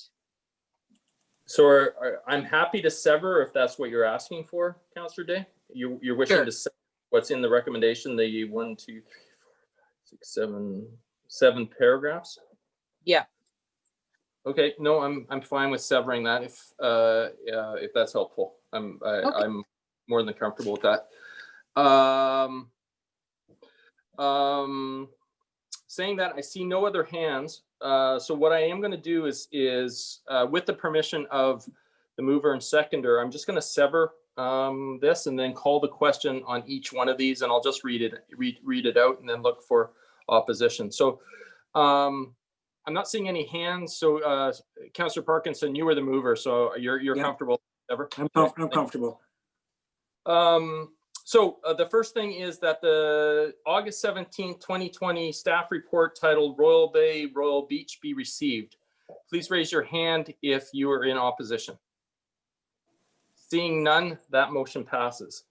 And that the official community plan amendment bylaw number 1700-04 2020 Royal Beach be given first reading. Councillor Day opposes. Clear that. Okay. Third, and that council consider official community plan amendment bylaw number 1704 2020 Royal Beach in conjunction with the city's current financial plan and applicable waste management plans. Those in opposition, please raise your hands. Seeing none, that motion passes. And that the official community plan bylaw number 1700-04 2020 Royal Beach be given second reading. Councillor Day opposes. And that the Colwood land use bylaw number 151-1989, amendment number 175 Royal Beach bylaw number 1837-2020 be given first and second reading. Those in opposition, please raise your hands. Councillor Day opposes. In that council affirmed that consultation carried out in relation to official community plan amendment bylaw number 1700-04 2020 Royal Beach satisfies the requirements of section 475 parenthesis 2 of the Local Government Act. Those in opposition. Councillor Day opposes. And further, that staff be directed to proceed with the necessary amendments to the land use bylaw to permit a range of marine-related uses on the Crown foreshore leases. Those in opposition?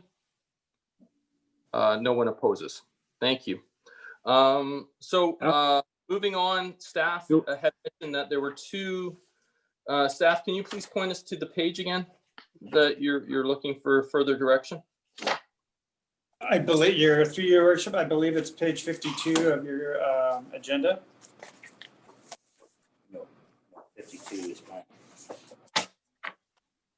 52 of 358.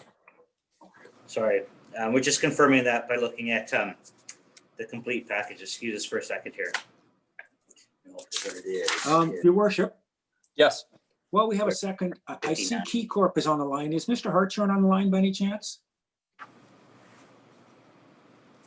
Yes, he is, Your Worship. So, Mr. Hartshorn, I think I speak for all the council. Congratulations on your 50th wedding anniversary. Or the feet. Well done. Some people send a sympathy card to my wife. So. It's already in the mail. That's amazing. Congratulations, Jim. Looking to our CAO, Mr. Earl. Thank you, Your Worship. Page 12 of 15 of the report.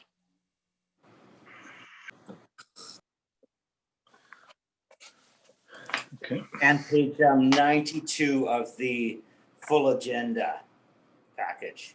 92 of 358.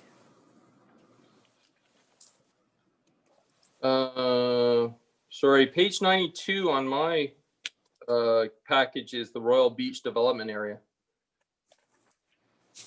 All right then. Is that correct for others though?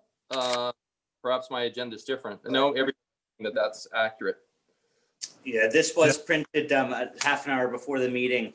And it was downloaded from the web, as I say, half an hour before the meeting, but it doesn't co-align with Dennis Carlson's page numbering. So what page have you got, Dennis? 52. Okay, and Mr. Earl has advised on his agenda package. And sorry, what did Mr. Earl say it was? Do we all think it's 52? Maybe just read them out. That might be easier. Yeah, go ahead. Where did you find it, Gordy?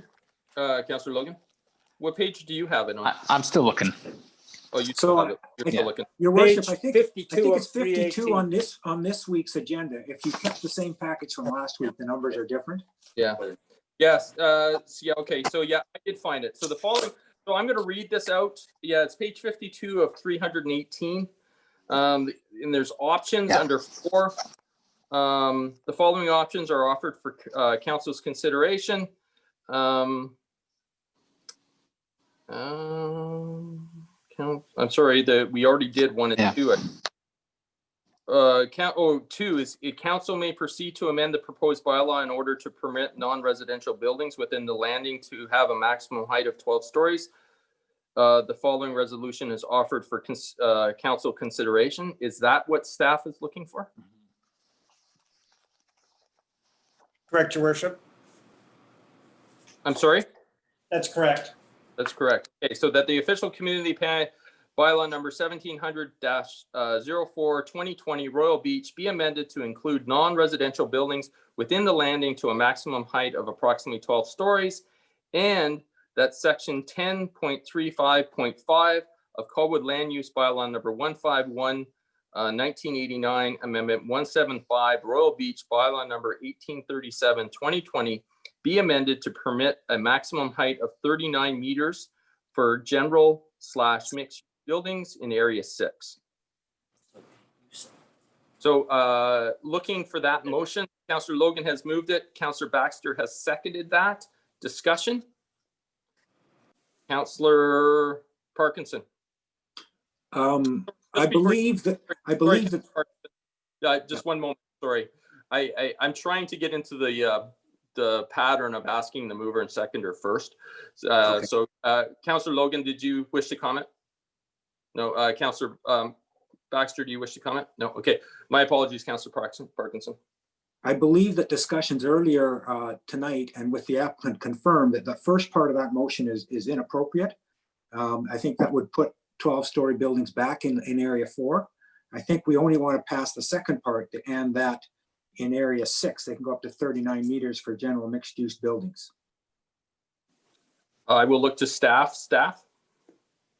Through Your Worship, the First Amendment does not reference specific areas. It simply says that within the Seaside Village designation, which applies to areas 2, 4, 5, 6, and 8, I believe, that 12-story non-residential buildings would be permitted.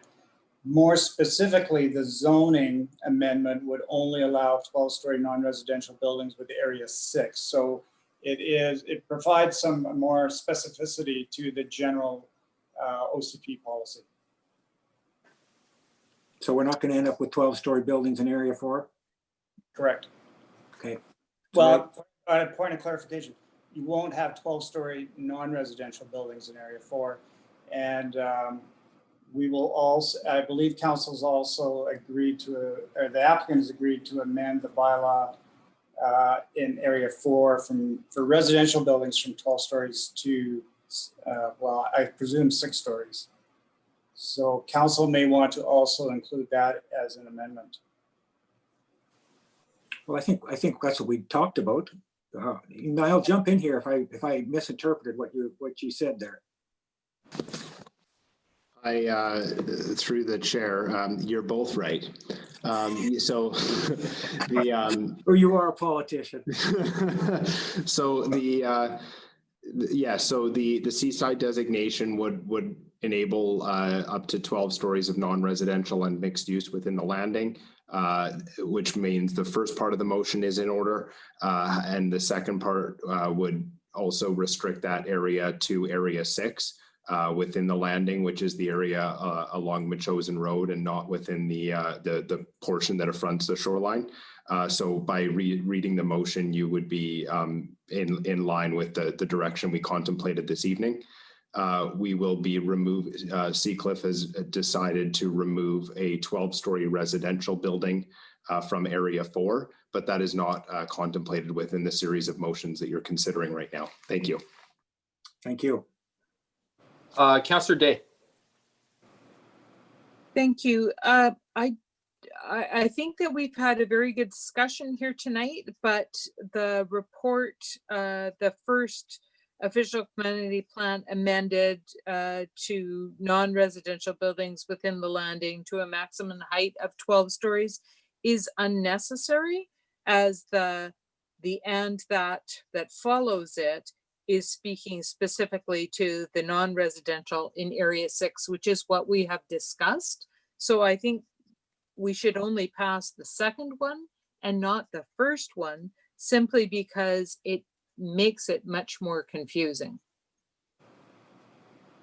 Mr. Earl. Thank you, Your Worship. The first part of the motion amends the official community plan. The second part of the motion offends the zoning bylaw. They are both needed. Thank you. Councillor Day, are you okay? Before I move on. Yes, I guess what I understood this was from the developer was that the 12 stories was contemplated in Area 6 and not in the other areas of the landing.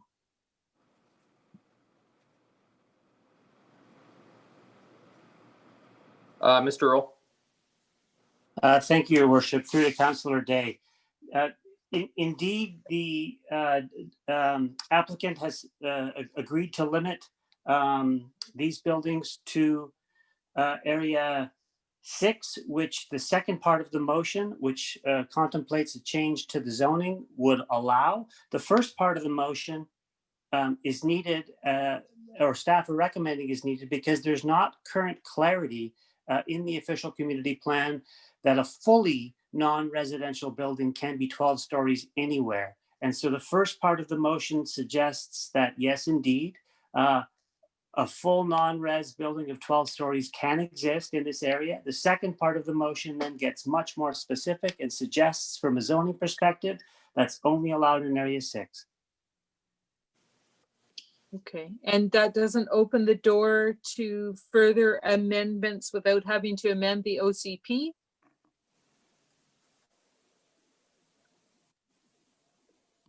Mr. Earl. Thank you, Your Worship. Further amendments to the zoning would be required should that be allowed elsewhere, but the OCP would be amended to allow such. But if an applicant and or council of a future wanted to make such change, you would need to amend the appropriate zoning bylaw. Right, but that has different requirements than amendments to the OCP, which is why, I mean, unless there's some reason why we can't say in Area 6 for the official community plan amendment, I think we should say what we mean so that there aren't unintended consequences. If I may, through you, Your Worship, if report of a clarification for Councillor Day, the OCP Seaside Village designation does not reference Area 6, which is why it needs to be specified in the zoning bylaw. It simply applies that designation throughout the area that's referred to the landing. So in order, as Mr. Earl has pointed out, it's a broad land use policy within the landing that, given more specific constraints within the zoning bylaw in terms of only being admitted in Area 6. Thank you. I think that was Alan. I think that was our CFO getting a cup of coffee or something. Councillor Day. Thank you. I'm now feeling even less comfortable. You know, I thought when we understood that we were very clearly identifying where 12 stories was allowed, and it's in an area where the developer has assured us that that's only going to look like 6 stories from Machosen Road. That is very different for me from allowing 12 stories anywhere you want in our OCP for the landing. So unless something can be done to clarify what we're saying, that broad interpretation worries me. Okay, thank you. So I guess Councillor Day, I'm going to call the question unless you wish to do an amendment to this motion. Oh, sorry, Councillor Day, you're muted. Yeah, call the question. Sorry, I would need some help because every suggestion that I've made so far has come back as unacceptable. Well, yeah, I'm okay. CP has never said there's 12 stories in Royal Bay.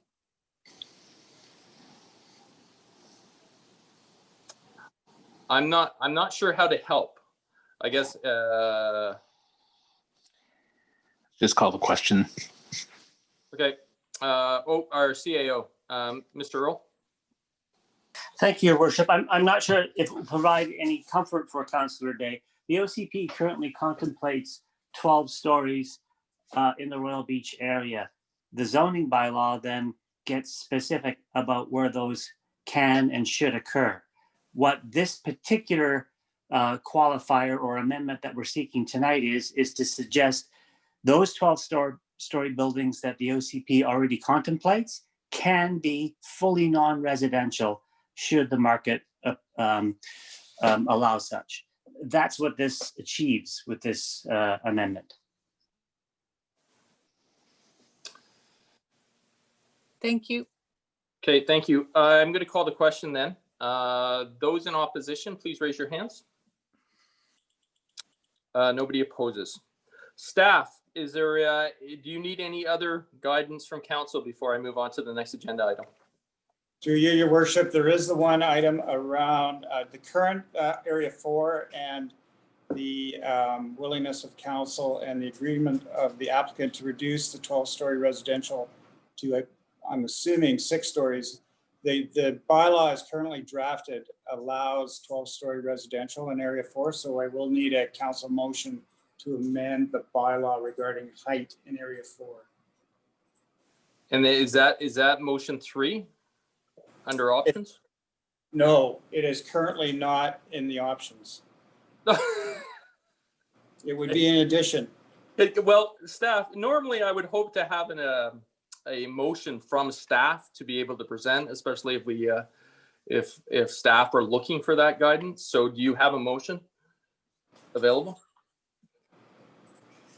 Through you, Your Worship, yes, I can provide you one. I guess we were not expecting that the applicant was going to be amenable to changing it, but I would offer to council that the appropriate motion would be that the land use bylaw amendment 175 be amended to limit the maximum height for apartments in Area 4 of 6 stories.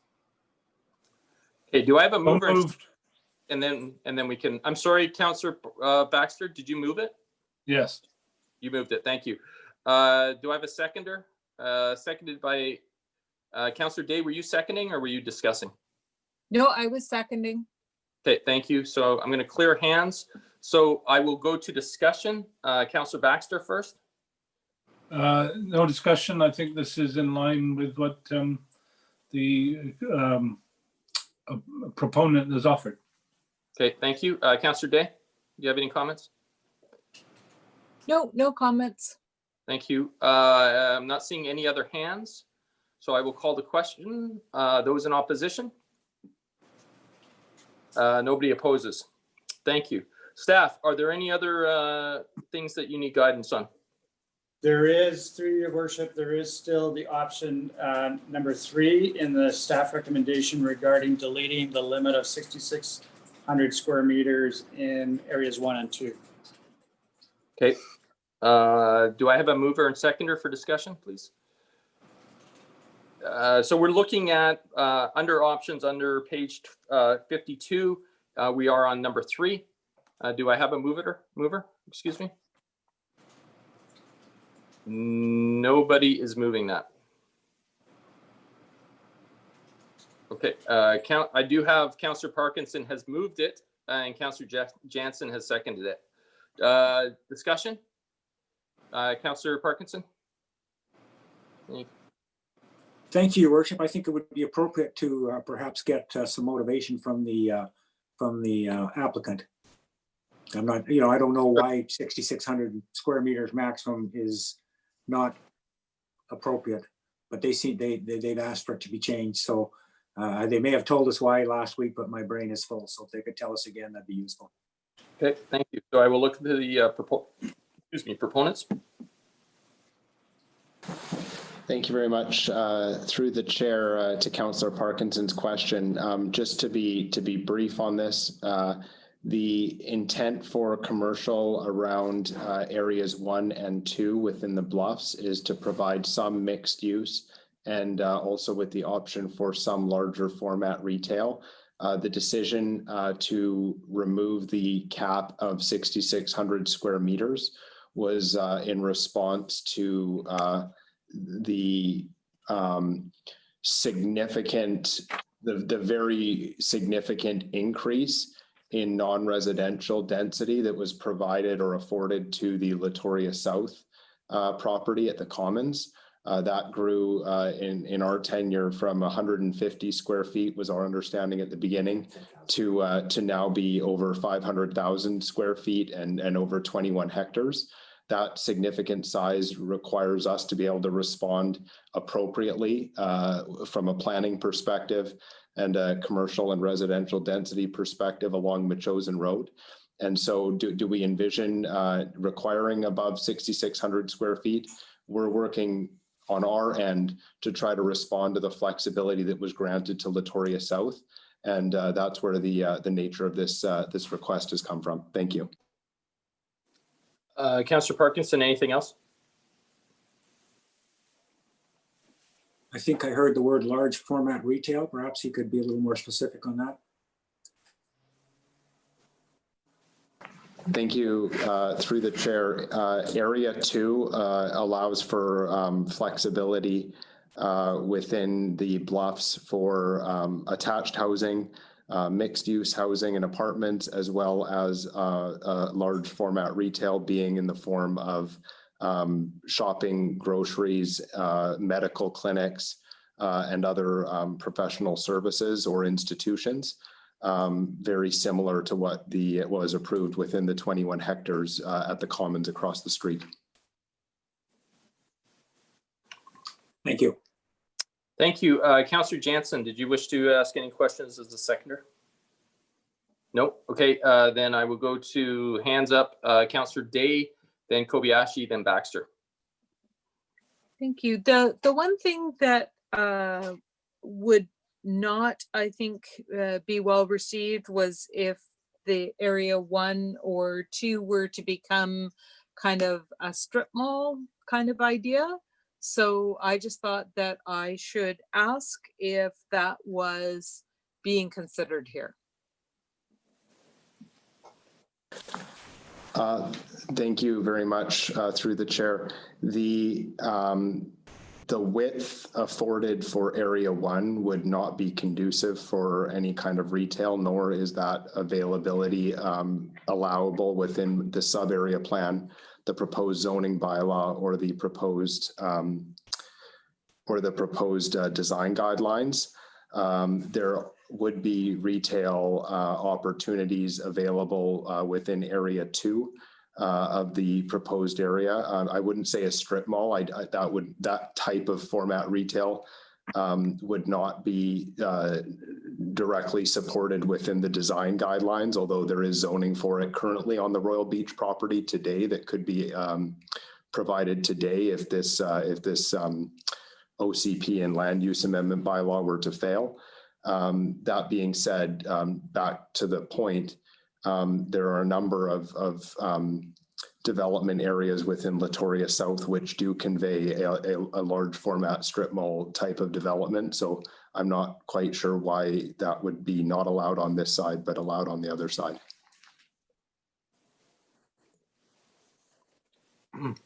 Councillor Day, anything else? No, okay. Councillor Kobayashi? Thank you very much, Your Worship. I guess my only concern about this is there should still be a cap of some sort. I do understand where the developer's coming from. It's a fair ask, but to not put a limit on it and make it any number. I look at what the maximum that they're going to put in non-residential is about 80,000 square meters. So this right now, the current cap represents about 7.5% of all the non-residential for Royal Beach. So I guess the only concern I have is what's stopping you from putting 20,000 square meters in there. And then so now it represents 25% of the non-residential. So you're basically moving that destination non-residential from our target area up to the top. So I guess that's my issue. I think it's reasonable, the request, but I'd personally like to see a cap on it. So what are they suggesting as the cap? If they have one. That's the compromise.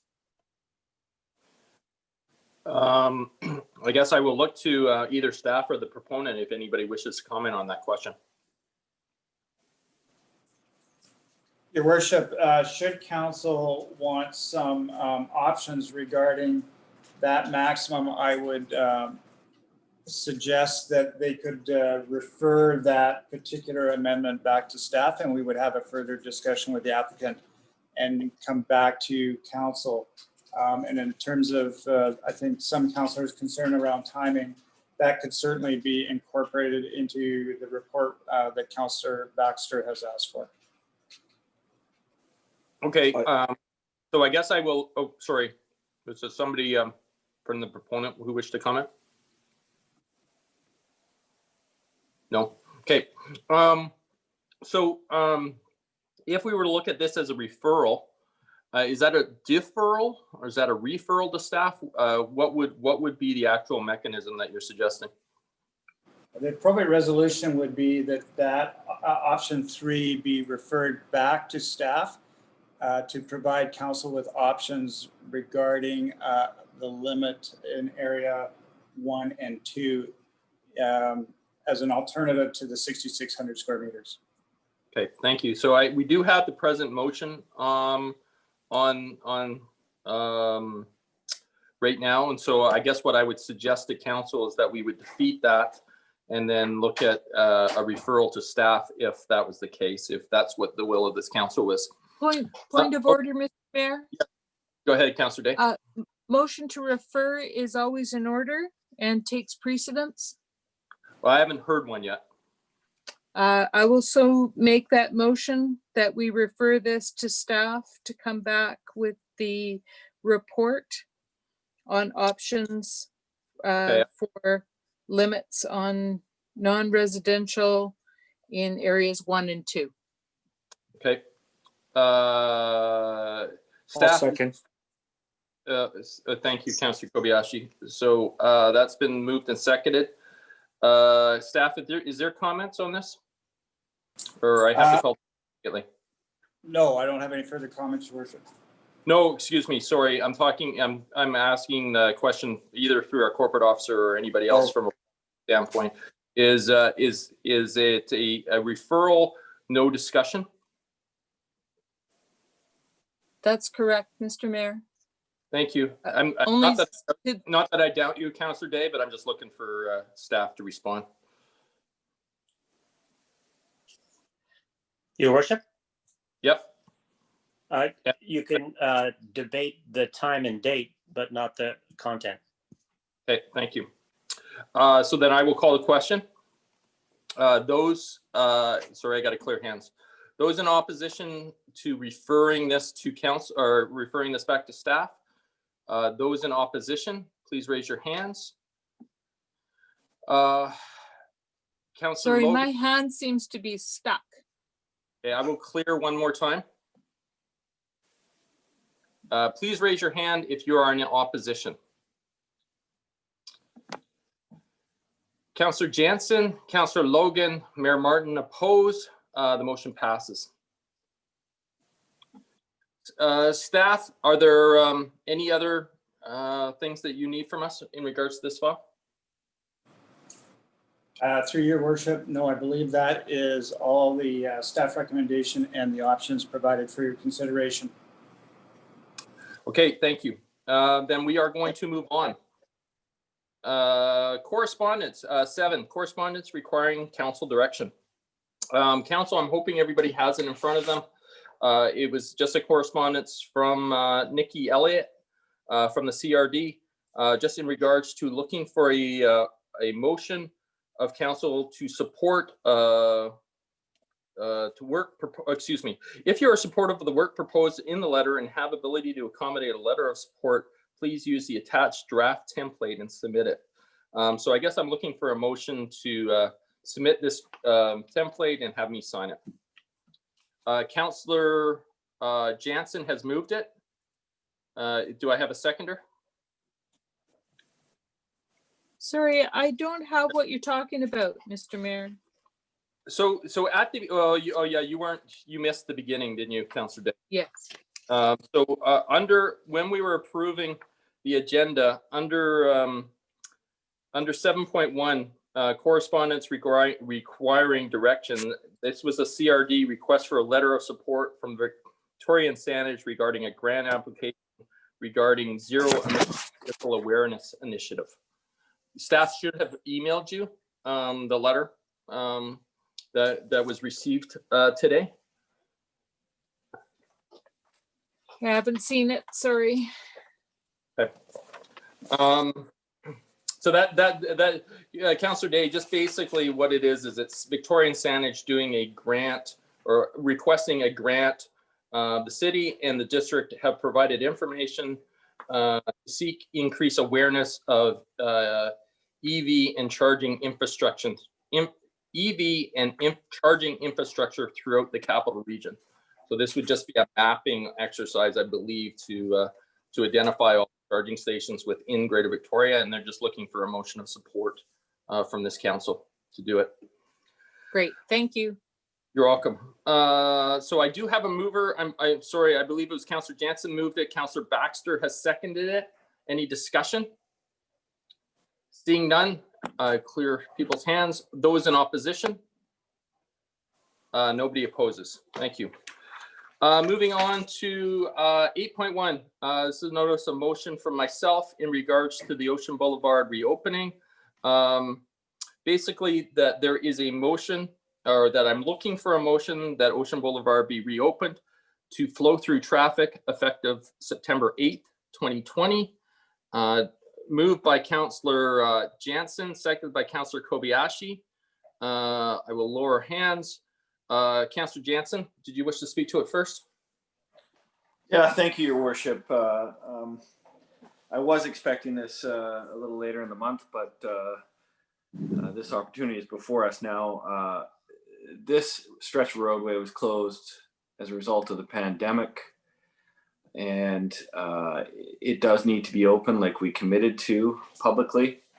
And if we do intend to close it at some point in the future, there is just a litany of work to be done on that before I ever consider it. So those are my thoughts. I'll be in support of your motion. Thank you. Councillor Kobayashi as the seconder. Yeah. Thank you very much, Your Worship. I do understand this is a very polarizing issue within our community. But very much like Councillor Jansen, this was a bit of a shock when this item came up and the motion was made. I was totally unprepared for it at the meeting, because on the agenda it was a discussion of the survey results. So I guess where I start off with and why I'm going to argue for opening this is, first of all, the way I always see a problem, first you have to identify the problem, and then you have to decide how you're going to mitigate it. Well, I don't even understand what the problem was that we were trying to mitigate.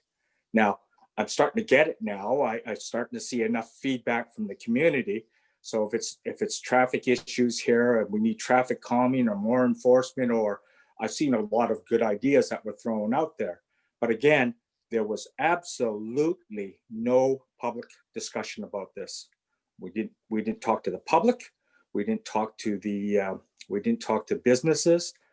We didn't talk to a lot of the stakeholders. So this is why I had issue and why I voted absolutely against closing the boulevard down. The other issues, of course, were the survey results and just the response. Even if you isolate the Colwood responses, it was still significantly in favor of keeping it open. So again, I didn't understand the process here. We weren't part of the survey. Unless you're a resident, you get to answer the survey, but we didn't partake in even the survey questions, which I found a little tainted anyways.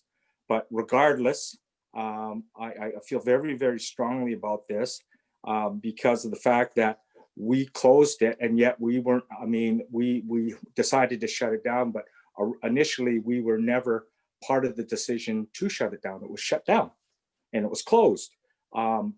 You know, and if this is a park, not one other park, you know, that has an arterial road or even the Trans-Canada running through it, like Banff or Jasper, they certainly didn't close their highways. So I guess I just want to motivate it in the sense that, you know, this was just insanity to me to start off with. And really, I'd like to see this open and then have the proper debate. I'm not saying I know the answers and what the right solution here is, but there was not debated. And we arbitrarily did something, unfortunately, and we did what we did. So that's all I have to say. Thank you. Thank you. Councillor Baxter, then Day, then Logan. There was the Colwood residents who responded to the survey. And I would point out that we have no way of knowing if the survey is accurate, but it's the best thing we've got in the way of an indication of what the public wants. And I don't think it's part of democracy in Canada that if you are the majority, you get everything and the minority gets nothing. And that's why my motion at the time was that it be open at the closed at the weekends, open during the week, so that both sides got something of what they wanted. As it turns out, it's been closed for a good part of the year. So I think it's the turn of the people who want it open. So I totally agree with opening it up, whether it be now or the end of the month. But I think it's the other half of the population's turn. Thank you. Councillor Day. Thank you.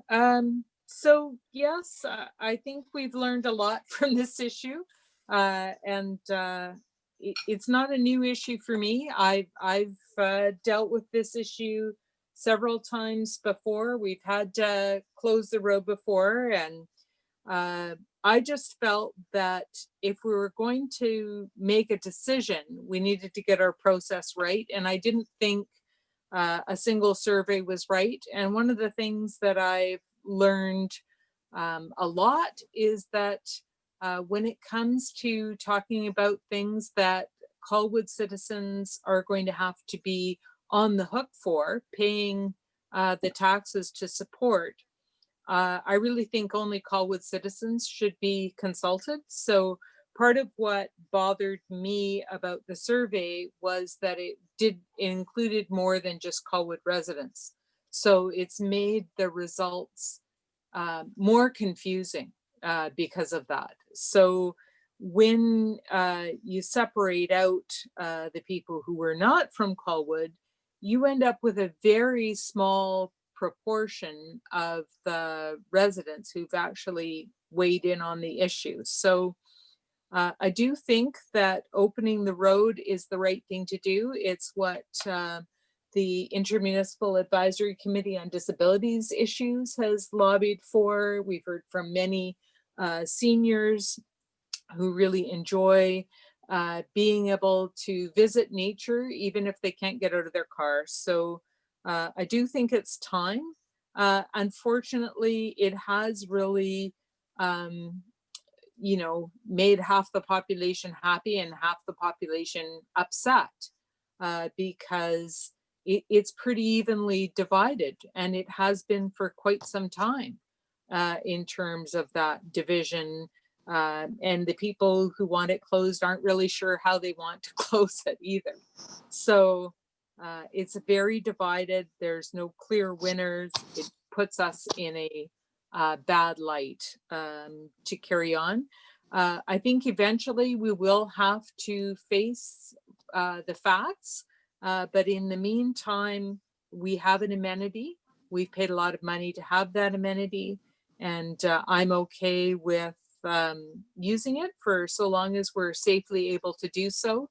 And we really do need to look at making safety improvements there, whether it's some other way of enforcing.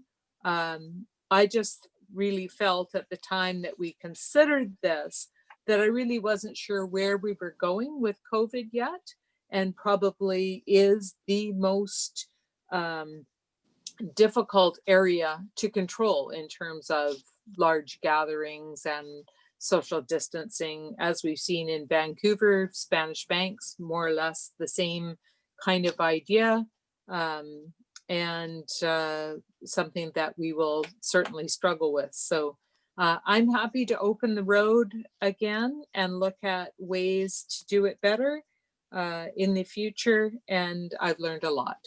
Thank you. Thank you. Councillor Logan, then Parkinson.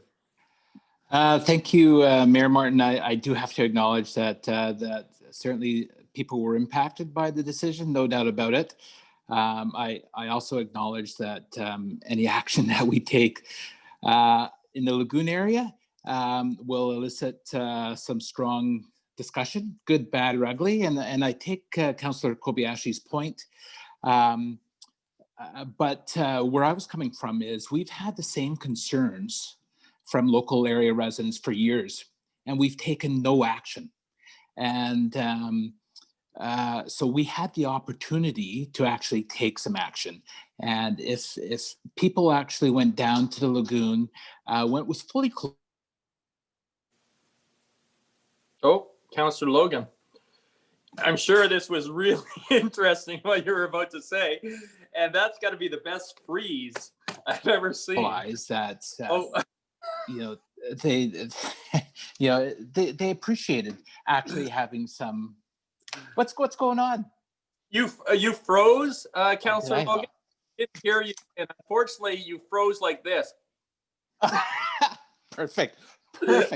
I won't repeat, but I will say that I'm glad that Diane Ree brought up and recited a portion of the oath. She is exactly right, and I tell you, if we only considered the results of the survey, and I agree with Councillor Day's comments about how we interpret it.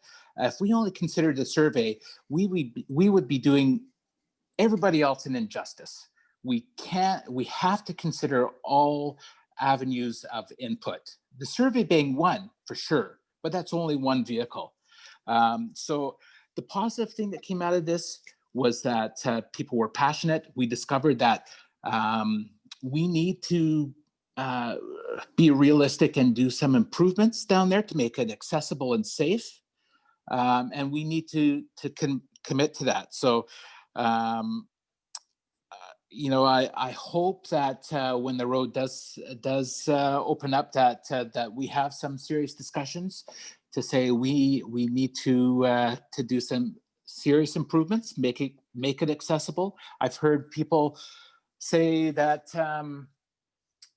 they haven't used the space like they have in the last number of months because they've actually felt safe. And to me, that's more important than the, well, I'm not going to go there. But anyways, I appreciate I appreciate the mayor bringing this forward. I haven't decided whether I'm going to support it yet or not, but I appreciate where he's coming from. Thanks.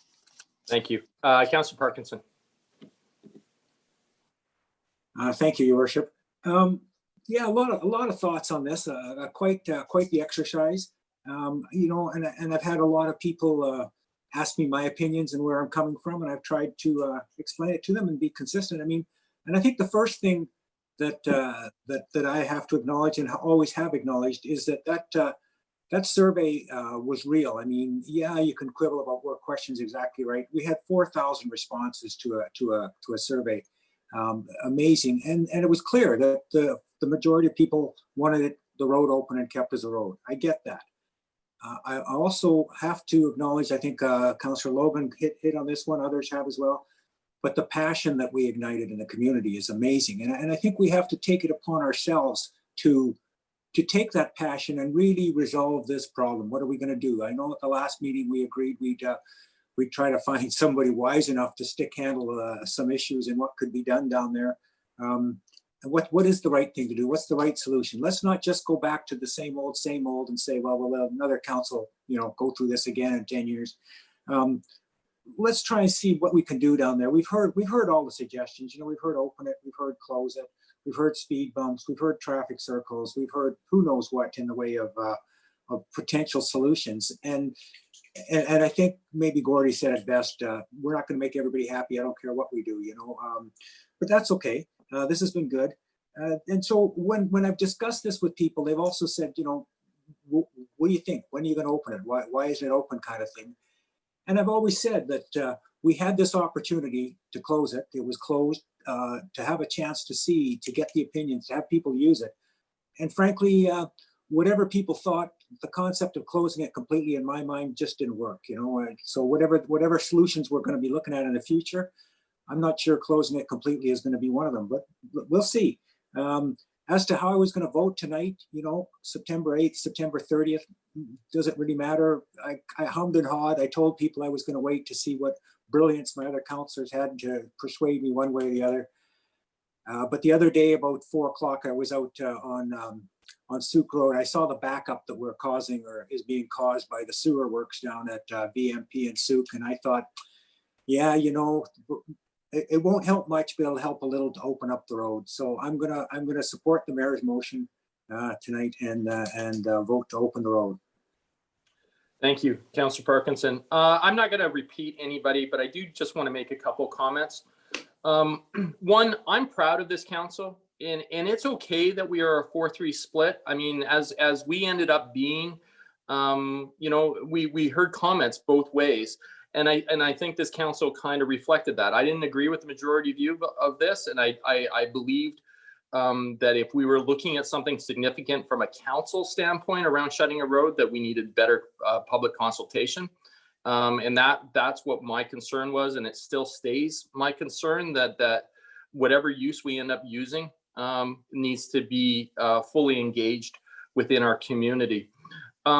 It has resonated clearly with me how important our ocean front is and how people experience our ocean front. And it really, you know, we're looking at developments in Royal Beach and other places, and it really reinforces with me around us looking at making sure we maximize the public space and the recreational abilities for people to use that waterfront as much as possible. What I heard loud and clear was people want to have an experience down there, but they also want to experience it being safe. And that was part of the issue around the closure. I guess the final thing I really want to say to the public about this is just, if this motion passes this evening, that doesn't mean that Ocean Boulevard won't be closed again come the winter. We don't know. We don't know what COVID looks like. We don't know what the beach is going to be activated. We may end up with some major we may end up with a king tide that does some damage to the beach and we have to close the road again. So I think we need to be realistic around these environments and not get frustrated if for some reason in the fall and winter we need to look at reclosing this road from a safety standpoint or well, really it would be from a safety standpoint. And that's all I want to say to it. I guess the final thing I do want to, and people have commented both ways around the survey. And I think what's important to realize is the survey is a tool for this council to use to get advice on how we make decisions. It's not binding. And it really frustrates me when people say, well, this was a binding thing and it was 60% and we should have the road open. It wasn't binding. If we do want a binding, I would seriously look at us doing a referendum question at next election and let's make it binding. But in fact, these 7 people who are on this council were elected to make decisions. They made a decision, and I celebrate the fact that they made a decision, even if I didn't agree with it. So I know it's been contentious for the community, but I think this council represents who this community is. And I'm proud of the fact that we, even though we're frustrated with each other at times, we have continued to work hard and be successful together. And I really hope that that's the message that we leave with this, out of that. Saying that, I'm going to call the question. Those in opposition to the motion, please raise your hand. And I see no one in opposition. So we're going to move on to 8.2 service review process. This is a recommendation from the July 13th. Mayor, could we Yes, have a health great. break? Just a quick health break? Yeah, certainly. So we will, let me just check the time. It is 9:05 right now. So if people could please return for 9:10. Okay, thank you.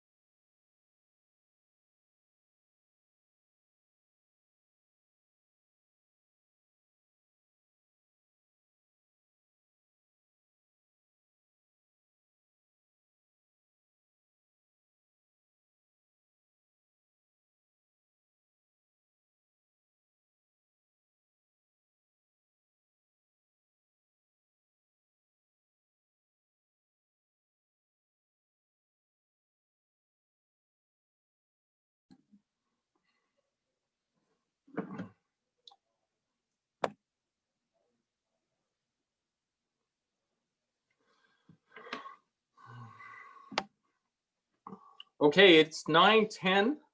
I'm just waiting for Councillor Baxter and Parkinson to return.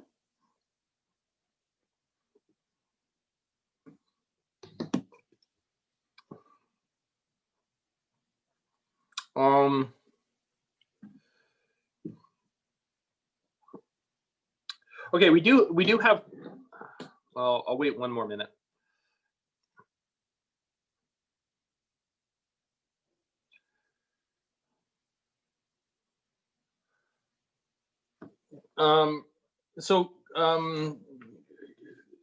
Just so council knows, there are certain things on this agenda that have to be approved this evening.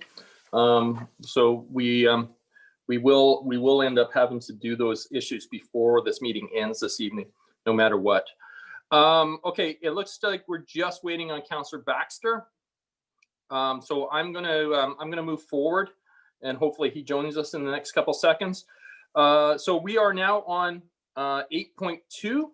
This is a service review process. So this was a recommendation from the July 13th, 2020 Finance and Governance.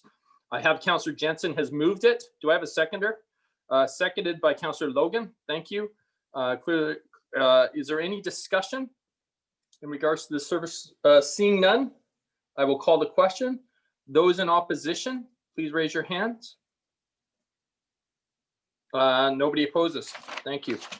Moving on to 8.3 on-street. Oh, there's Councillor Baxter. Moving on to 8.3 on-street parking and residential on-street parking. This is a recommendation from the July 13th Finance and Governance Committee. May I have a mover and seconder, please? Moved by Councillor Parkinson, second by Councillor Baxter. Is there any discussion? Seeing none, I will call the question. Those in opposition, please raise your hands. Councillor Logan opposes.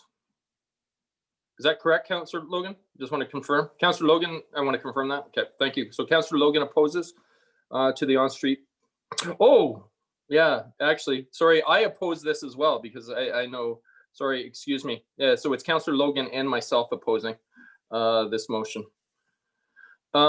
Moving on to 8.4. This is the 2020 development cost charge review, the road projects list.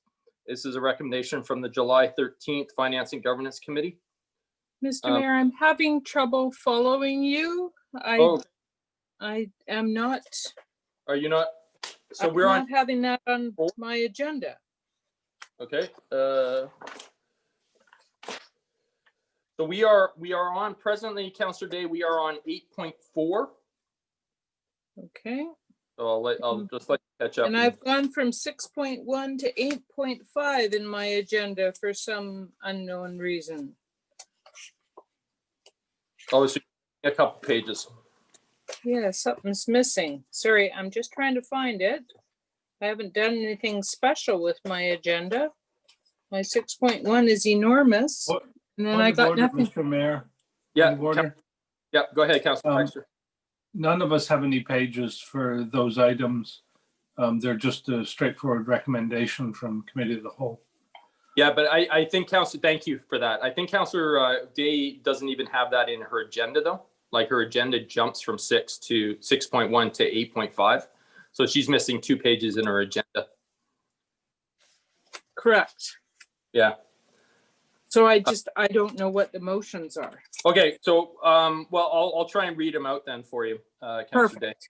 So 8.4 is a 2020 development and cost charge review. This is a road project list. This was a recommendation from the July 13th Finance and Governance Committee. The recommendation is that staff be directed to present the draft roads DCC program to an ad hoc stakeholder committee for feedback and prepare the updated development cost charge bylaw for council's review and first reading if applicable. That is the motion. May I have a, so moved by Councillor Parkinson. Do I have a seconder to that? Thank you. Seconded by Councillor Baxter. Discussion in regards to that? Councillor Kobayashi. Thank you very much, Your Worship. Can you just define what an ad hoc stakeholder committee is? What is that exactly? Sure. Staff? See, whenever I can answer a question, Councillor Kobayashi, I just go staff. No problem. Through the mayor to Councillor Kobayashi. What it is it's a committee made up of our developers and the people that will essentially be paying it. So our next task is to go out to that stakeholder group. First off, establish that stakeholder group. And I would wish that the Economic and Finance Committee be part of that. And that we go out and we review the project list as well as the cost and financials with that stakeholder group before returning back to council for bylaw readings and consideration for the DCC bylaw. Okay, thank you very much. Thank you. Seeing no other hands, I'll call the question. Those in opposition, please raise your hands. Excuse me. Nobody opposes. Pardon me, everybody. 8.5. This is statement of financial information, our social report. May I, and the recommendation, Councillor Day, is that the 2019 statement of financial information be approved. Excuse me.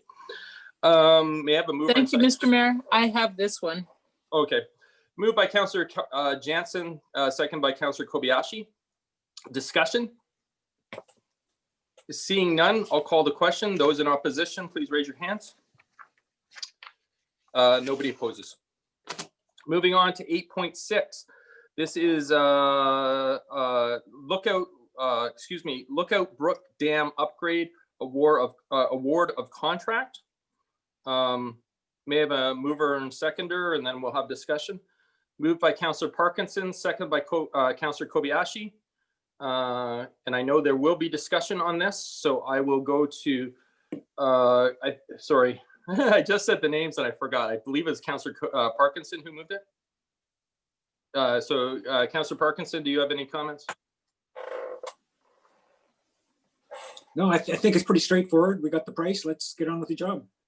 Okay, and I'm sorry, I believe it was Councillor Kobayashi. It was the seconder, Councillor Kobayashi. Yeah, I thought it was very straightforward too. It was easy to read. Good job by our engineering manager there. So that's a really good report. Thank you. Thank you. Councillor Day. I'm good, thank you. I was just trying to second. Okay, thank you. Okay, I'm not seeing any other hands. I'm just waiting. No other hands. Oh, Yeah, you do have Baxter? My hand. Oh, sorry, I missed the button. That's all right. Councillor Baxter? I just have a simple question. Does the contract include adding more sand to the beach? I will look to staff. Yeah, through the chair to Councillor Baxter's question, sand is considered portion of the contract. It will be tested and materialized, and the intention is to replace the sand component that's there, that's damaged, but not to extend it any further. It's a like for like. Thank you. Thank you. Councillor Jansen. Thank you, Worship. I have raised this in the past when this came up. I have had discussions with staff in advance of this meeting, and I don't want to slow things down, but I am keen to hear from staff what kind of remediation or addition we should be considering along with this work that's being done to that park area. I think there's a window of opportunity here. It'll be closed for a large part of the winter. And I would love to reopen, rededicate a new exciting location next spring sometime for our constituents. So I'm not going to forward a motion at this time, but I just wonder if I can get a commitment from Mr. Molnar that this is a live issue and that we have a window of opportunity that we should be looking to maximize. Thank you very much. And through the chair, yes, thank you very much. We have had those discussions in the past. And staff will certainly look at opportunities on the wings of the dam because we can't support structures on the surface of the dam, but on the edges that are anchored in rock, we can certainly look to bring about more picnic tables. We have right now portable washroom facilities, and we'll be certainly looking to do improvements. Due to the cluster of activity that's going to be necessary just to truck in materials, Staff was considering that in line with the opening and budget considerations and maybe reallocation, so we'd be ready for the spring in 2021.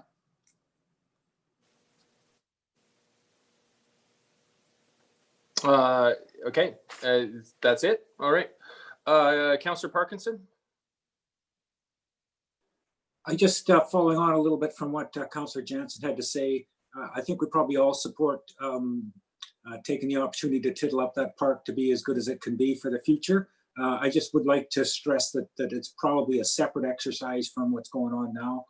Let's get the bulk of the heavy work done and take some time to think about exactly what should be done and what's the best way to do it, instead of rather than trying to confuse the two contracts.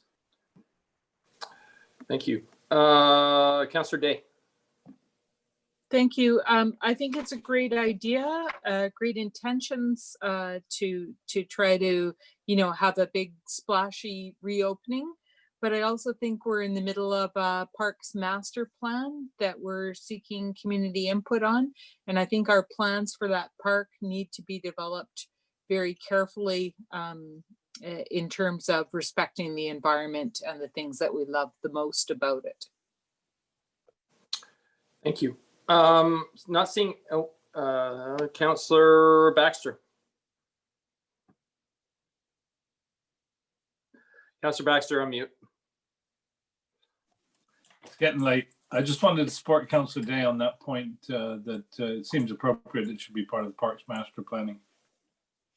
Thank you. I'm going to call the question. Those in opposition, please raise your hands. Seeing none, that motion passes. Moving on to 8.7, this is in regards to the Heritage Commission recommendations. Mr. Borhill.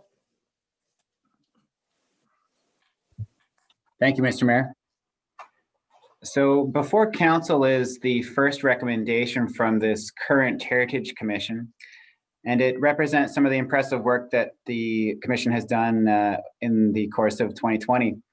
Notably, the members have conducted a field review of all remaining structures that were identified in a 1988 Heritage Inventory list.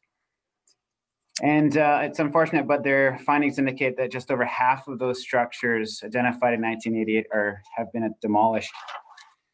In light of this, the commission has recommended to council that council direct staff to notify the city council when applications for subdivision or demolition permits are made involving properties listed in the 2020 Heritage Commission update to the 1988 Heritage Inventory list.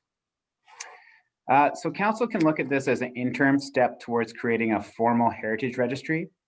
And lastly, staff note that this as proposed by the commission, council would be notified such that you would have the opportunity to consider taking steps to conserve heritage properties rather than seeing them demolished.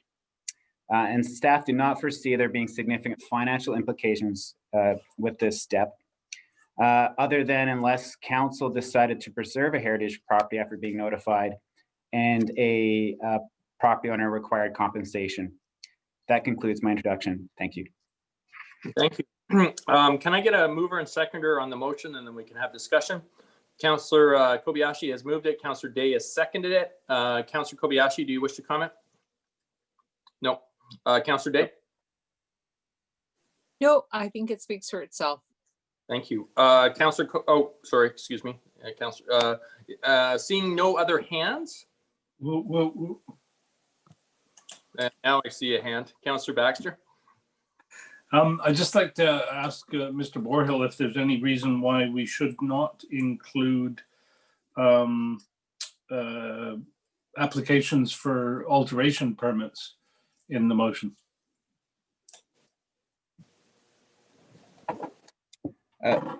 Through the chair, alteration permits. A heritage alteration permit is a approval that would flow through the first designating a property as a heritage property, and then an alteration permit would be triggered.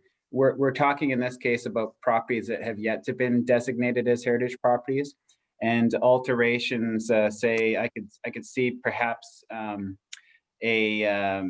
alteration, perhaps involving a building permit that could be something that could trigger this notification. However, a lot of alterations to buildings don't require building permits.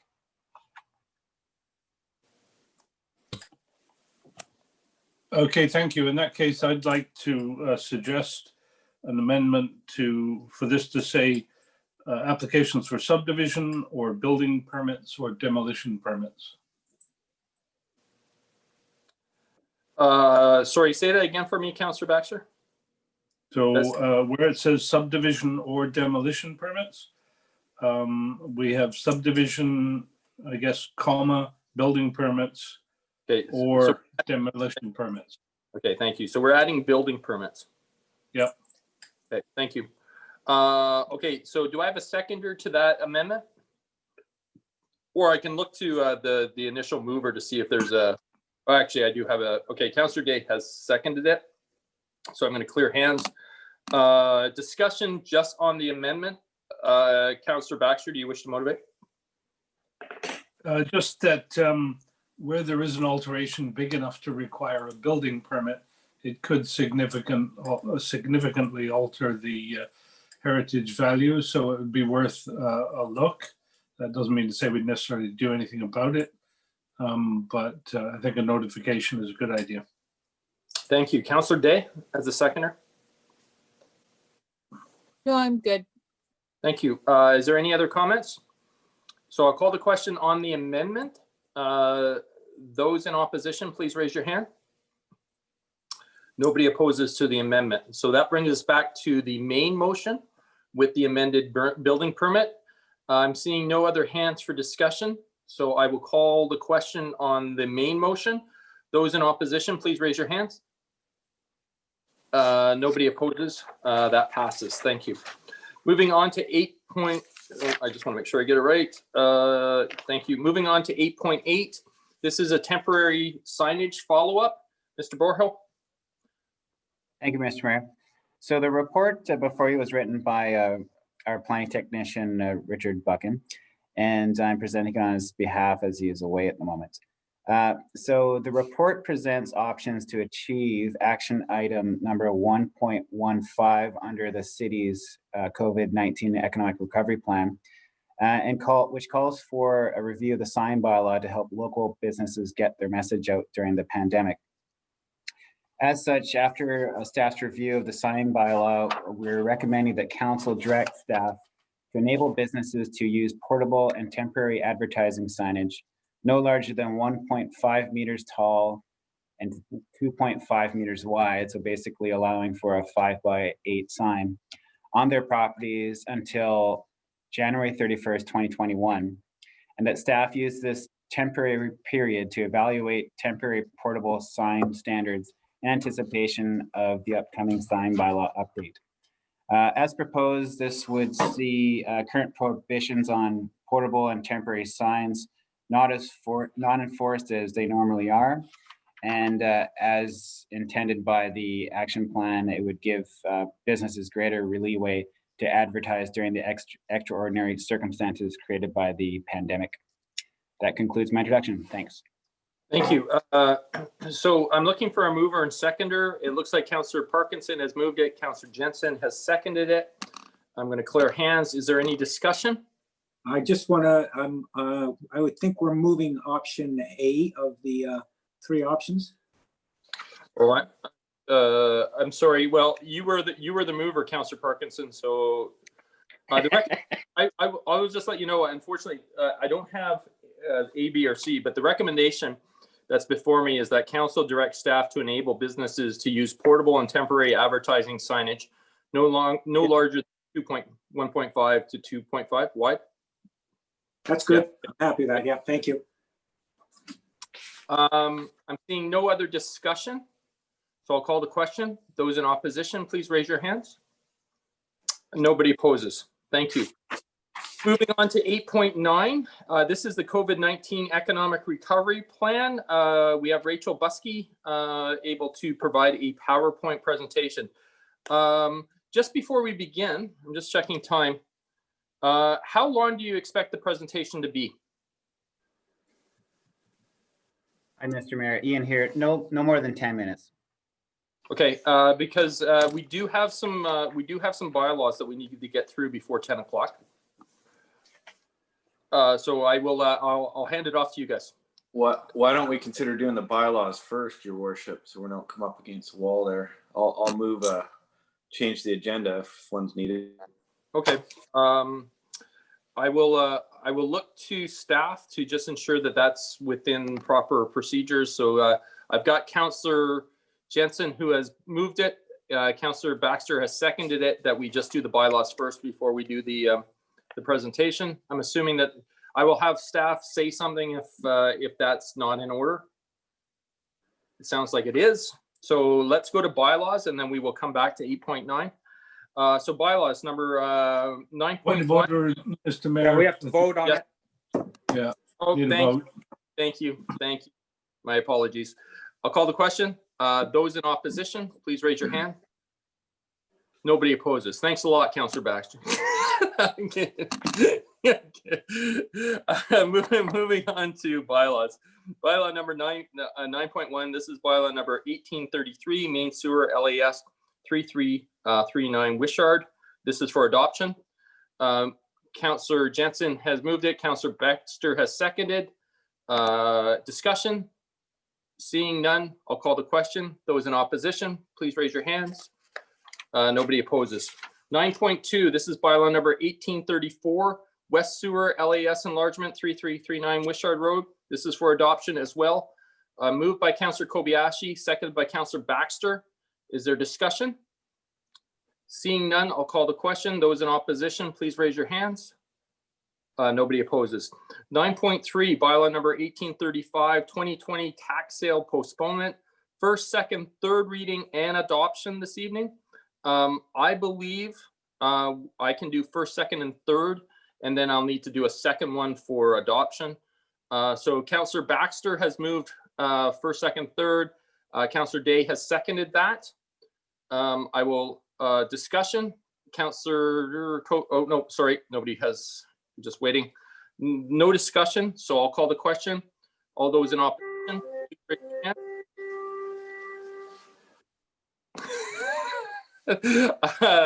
That passed. I guess that was a celebration honk. Now I'm looking for a motion for adoption. Moved by Councillor Kobayashi, seconded by Councillor Baxter. Thank you, everybody seconding everything. That's awesome. Any discussion on adoption? Seeing none, I'll call the question. Those in opposition, please raise your hand. Nobody opposes. Moving on to 9.4, bylaw number 1845, West Shore Park and Rec, fees and charges. This is just for adoption. Moved by, I'm going to give it to Councillor Parkinson and seconded by Councillor Baxter. Any discussion? Councillor, oh, no discussion. Those in opposition, please raise your hands. Nobody opposes. Thank you. Moving on to 9.5. This is bylaw number 1839, land use amendment, RBCD 5 zone amendment, first and second reading. Moved by Councillor Jensen, second by Councillor Logan. Discussion on first and second. Seeing none, I'll call the question. Those in opposition. Councillor Parkinson and Day oppose. Your worship. Oh, yes. Councillor Parkinson. I guess, quite frankly, I was confused. What is RBCD 5 zone? I will look to staff. Through your chair, this was through your chair to Councillor Parkinson. This was the text amendment to the zone to allow those attached duplexes that were discussed previously. Thank you. And it's a subset of RBCD 5. Got it. Yep. Thank you. So I will call the question one more time because there was a clarifying statement. Actually, is there any other conversation? Seeing none, I will call the question one more time. Those in opposition, please raise your hand. Nobody opposes. Thank you for the clarification question, Councillor Parkinson. 9.6, bylaw number 1840, land use amendment. This is the cannabis retail, 310 Goldstream Avenue. This is for first and second reading. Moved by Councillor Baxter. Do I have a seconder? Seconded by Councillor Day. I'm going to clear hands. Is there any discussion? Seeing none, I will call the question. Those in opposition, please raise your hands. Nobody opposes. Moving on to 9.7, bylaw number 1700-02, the official community plan. This is Meaford, and this is for third reading.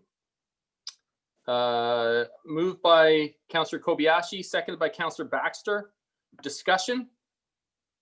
Seeing none, I'll call the question. Those in opposition? Nobody opposes. 9.8, bylaw number 1817, land use amendment, CD 29 Meaford, just as for third reading. Moved by Councillor Logan, seconded by Councillor Baxter. Discussion? Seeing none, I'll call the question. Those in opposition, please raise your hands. Nobody opposes. Well done, everybody. Thank you. So we are now going to jump back to 8.9. Mr. Borhill, or is it Rachel? I'm not sure who's doing the PowerPoint. Hi, Mr. Mayor. I'm just going to start things off. So we're going to start with sharing the presentation screen. And I'd just like to take an opportunity before Rachel presents her update on our recovery efforts regarding the budget considerations for our recovery program. So we are going to get a full analysis of the spend to date and the 2020 budget and any amendments that are required with the second quarter financial update that's expected to be presented to council next month. But I wanted to just give a snapshot of the budget considerations to date. So far, the city has spent approximately $25,000 on recovery efforts since the start of the pandemic. And we estimate that approximately $70,000 will be required, an additional $70,000 would be required to pursue completion of the 2020 recovery plan. And as I said, this would be detailed in the upcoming Q2 update. As part of that update, to give council a heads up, staff will be recommending that approximately $100,000 be transferred from the corporate contingency to cover the costs of COVID-19 economic recovery initiatives. With that, unless council has any questions about the budget items for me, I'll pass things over to Rachel Buski, our recovery program coordinator. Unfortunately, I don't believe anybody's hands are up. I can't see right now because of the PowerPoint, but I'm going to assume if somebody does have a question, please verbally say that you do. Otherwise, it doesn't sound like it, so we can move forward. Good evening, Mayor and Council. Thank you for giving me the opportunity to provide you with an overview of achievements during the first 6 weeks of the Economic Recovery Programme. More detailed information can be found in the COVID-19 Economic Recovery Programme briefing to Council and the recovery report card supplied as an appendix to the briefing.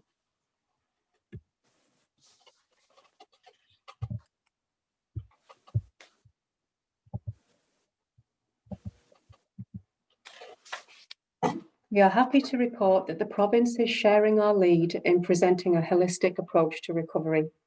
I also wanted to mention that the Economic Recovery Plan aligns well with the goals, objectives and actions contained in the City of Colwood Economic Development Strategy of 2016, which provides a suite of objectives and actions to deepen the city's understanding of their business community. Priorities of the strategy include making economic development a core service for Colwood, engaging, collaborating and partnering with stakeholders to promote growth and opportunity, and looking for innovative opportunities to attractively position the city. The first 6 weeks of the Economic Recovery Programme focused on implementing immediate actions identified in the recovery plan, and also implementing actions involving community groups and strategic partners. During the first 6 weeks, the city focused on business outreach, sharing information with business owners on the Economic Recovery Programme. We are working proactively with the West Shore Chamber of Commerce, It's noteworthy that 72 of our 570 registered businesses in Colwood are members of the West Shore Chamber of Commerce. We've met with the City of Langford. We're in bi-monthly communication with the Goldstream Food Bank to monitor the numbers of families needing food support. Our intent here is to monitor numbers to understand if levels of poverty are increasing in the community. The Food Bank are concerned that they may see a rise in the number of people needing support when the CERB payments end. The Food Bank received a financial donation from a local bank and have decided to hold off on a grant application to council at this time. The Colwood Garden Society members were considering extending their garden area to provide an additional 10 garden beds for people on their waiting list, and also to be able to grow more food for the food banks. The Garden Society supply both Goldstream Food Bank and the Living Edge Free Food Market with fresh produce every week. We are working with the Garden Society as they develop their ideas for workshops. They are considering an application for grant funding later this year. We've worked in partnership with Latoria Pharmacy to arrange a mass flu vaccination event during October and early November. This is being held at the Wanda Fuca Fieldhouse and will allow vaccinations to occur in a socially distanced environment. We're currently in discussion with WorkLink Employment Society, discussing ways in which we could partner to support Colwood businesses' employment needs. The Economic Recovery Plan has three principal goals. Goal 1 is to reduce the negative impacts of the COVID-19 pandemic to Colwood businesses. Under Goal 1, we engaged in business outreach using phone calls and emails to build on our relationship with the business community. We shared information about the Economic Recovery Programme, providing branded sandwich boards for businesses who wanted them. 13 of the 20 boards are in use in the community. We shared a letter of introduction with the Chamber of Commerce, identifying the many benefits non-members of the Chamber can access. We are in communication with approximately 30 businesses and have received 14 supportive emails of thanks from the community. 8 businesses reached out to engage with free website audit and coaching opportunities, and so far 2 businesses have reached out for business assessment and coaching opportunities. And we also have communication services who are poised to launch a Buy Local campaign. Anecdotal feedback from businesses mirrors the findings of the South Island Prosperity Partnership that economic recovery is uneven and sector dependent. During the first 6 weeks of program implementation, we have gathered as much anecdotal evidence as businesses have been willing to supply. The other challenge is uncertainty. The number of COVID-19 infections in BC is rising. The island is also experiencing an increase in COVID infections, although at a much slower rate than the BC mainland. Businesses are working through the current new normal to understand if they are likely to remain profitable into the mid and long-term future. Rising numbers of COVID infections will continue to keep seniors and the cautious risk-averse members of our community away from the shops, restaurants, and recreational facilities. It takes a lot of courage to face certain realities. Business owners invest lots to establish and remain in business. They make significant financial contributions, often from their own pockets. They invest a large proportion of their time and, of course, significant hope in the future. Revealing to the city that they are struggling or could potentially be facing closure is an act of trust, and the Economic Recovery Programme is working to build that trust. The sandwich boards designed to increase visibility of businesses in the community, combined with the temporary signage bylaw presented to you tonight, to allow business owners to put up their own temporary signage.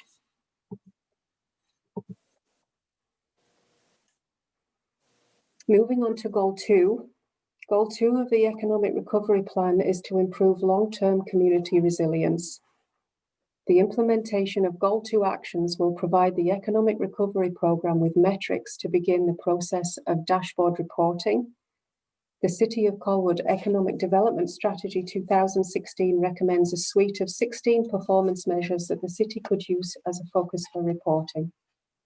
These performance measures fall under 3 goals which align really well with the COVID-19 Economic Recovery Plan.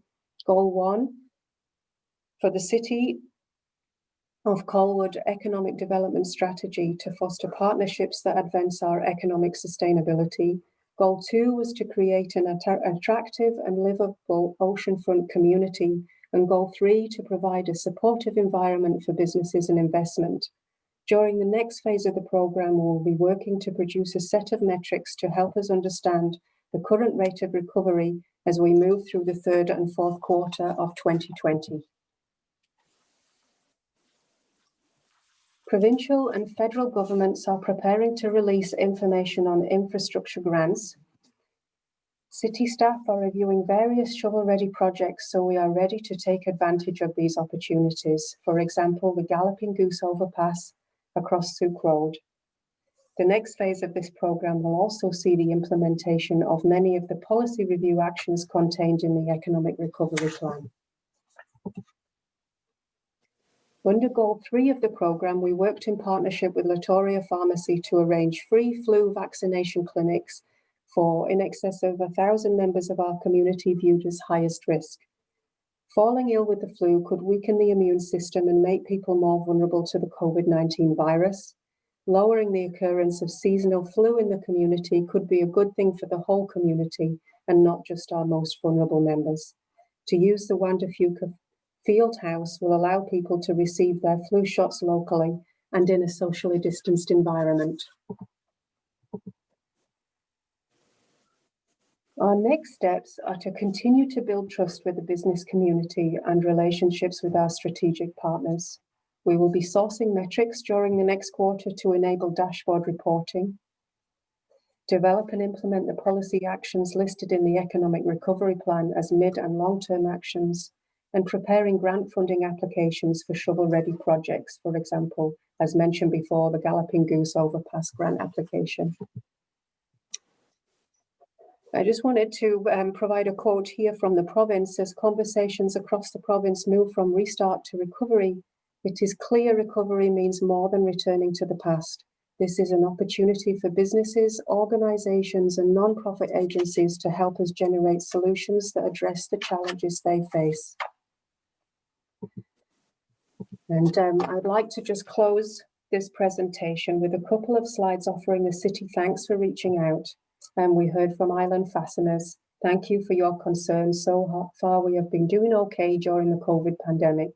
Structure Health said, thank you for reaching out to our business at this challenging time.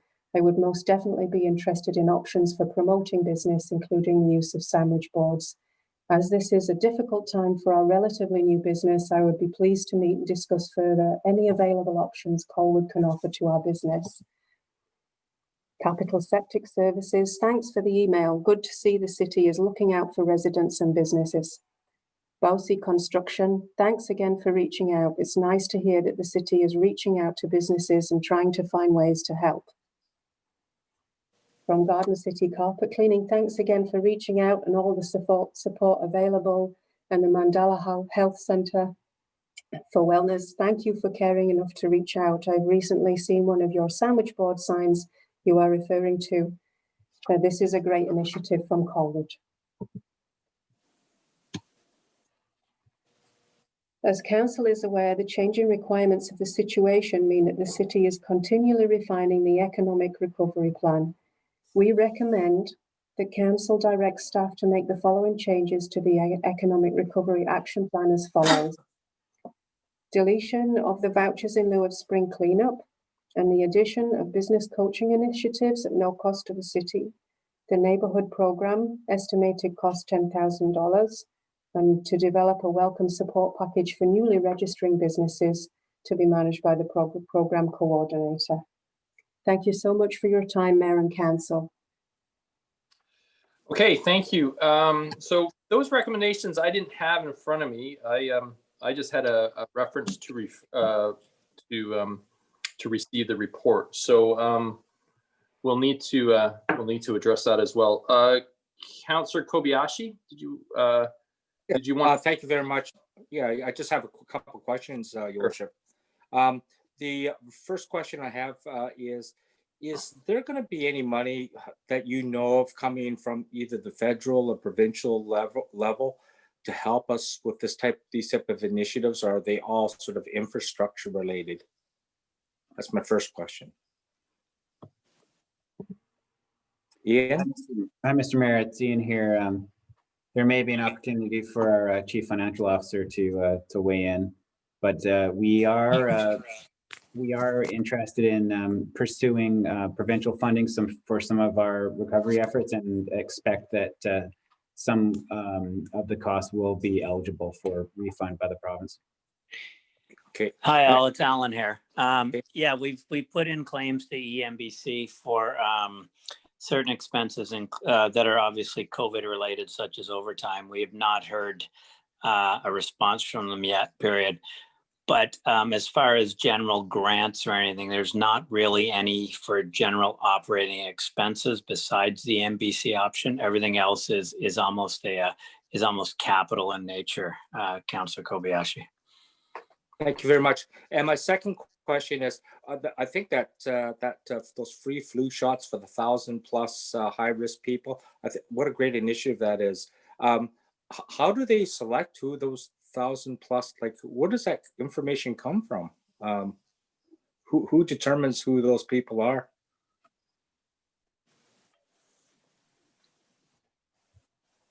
Hello, Mayor and Council. The province sets out criteria for people who are eligible to receive a free flu shot, and those people are anyone 65 and older. And there is quite a list of other eligible types of people who have a pre-existing condition, for example, or who are in close proximity to a senior. We can certainly send you information from the province on who classifies as an eligible person. And it's those people that we are principally targeting to come and receive the free flu shot. We're setting up an online booking system so that people will be able to claim their place through the booking system. Okay, thank you very much. Councillor Baxter. Your Worship, the recommendation is on the second page of the report, which because of the long introduction, and I'd like to move the recommendation. Okay, let me just clear people's, Councillor Parkinson, I will come to you after. Can I get a seconder to Councillor Baxter's motion? Councillor Day. So I'm going to go Councillor Baxter, Day, then Parkinson for comments. Councillor Baxter, did you have anything further, being the mover? I just want to say I'm impressed with the report, impressed with what we're doing, and wanted to support more action. Great, thank you. Councillor Day? Pretty much the same, so I won't waste your time. Okay, thank you. Councillor Parkinson? Well, I guess since I'm coming from somewhere different, maybe I will be wasting your time. But you know what? I think we all have to recognize Parkinson's law here. Work expands to fill the time allotted to it. Really, this is all good stuff, and who can be against trying to help people in that? But we're doing things like a welcome support package for new businesses. Well, doesn't the chamber do that? You know, are we tripping over each other, all trying to help so much? We're being so helpful, we're tripping over each other. You know, does Latoria Pharmacy need help to set up an immunization clinic? I mean, I'm sure they're making money off it. So where does the role of the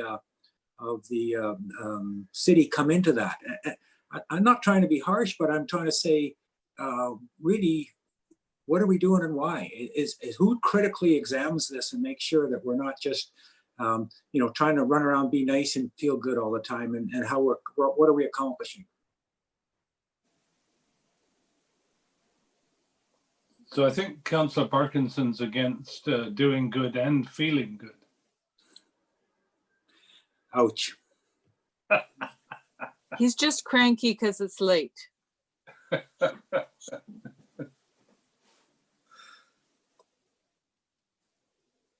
Mayor Martin, you have your mute on. Sorry, thank you. Staff, is there, could someone please comment to Councillor Parkinson's questions? Certainly, Mr. Mayor. Yeah, and there are important considerations, and it was highlighted in the recovery plan that we were going to really carefully make sure that we weren't duplicating efforts. In every instance, all of the initiatives that the city is driving are initiatives that would not happen without the city's support through this program. Councillor Parkinson, does that answer it for you? It's an answer. I remain skeptical, but I'll wait and see. All right, thank you. Councillor Day. Thank you. I just want to caution us from assuming that because people do something, they must be making money from it. That's not always true.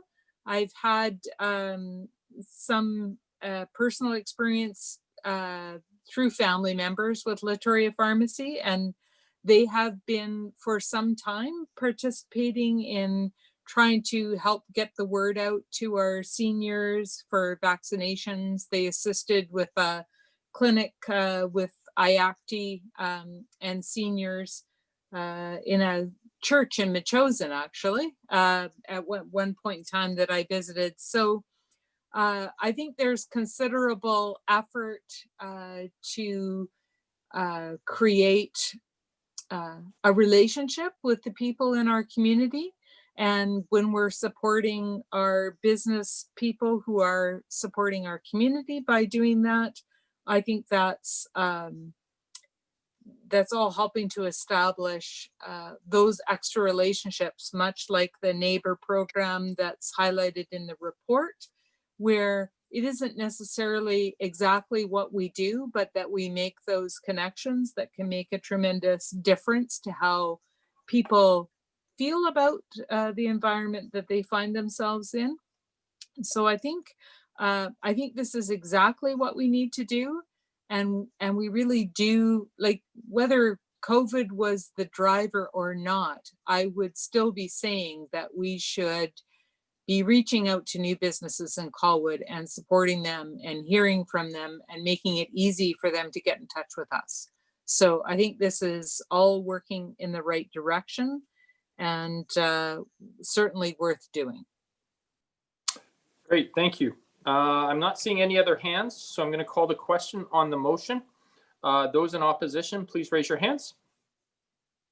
Seeing none, I see Councillor Logan is ready to hit that button to see.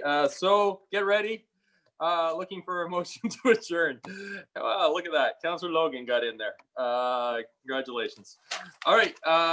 So I'll call the question on that. Those in opposition. Oh, excuse me. Let me clear that. I don't need a seconder for adjournment. Those in opposition, please raise your hand. Nobody opposes. Thank you, everybody. We got through. Well done, everybody.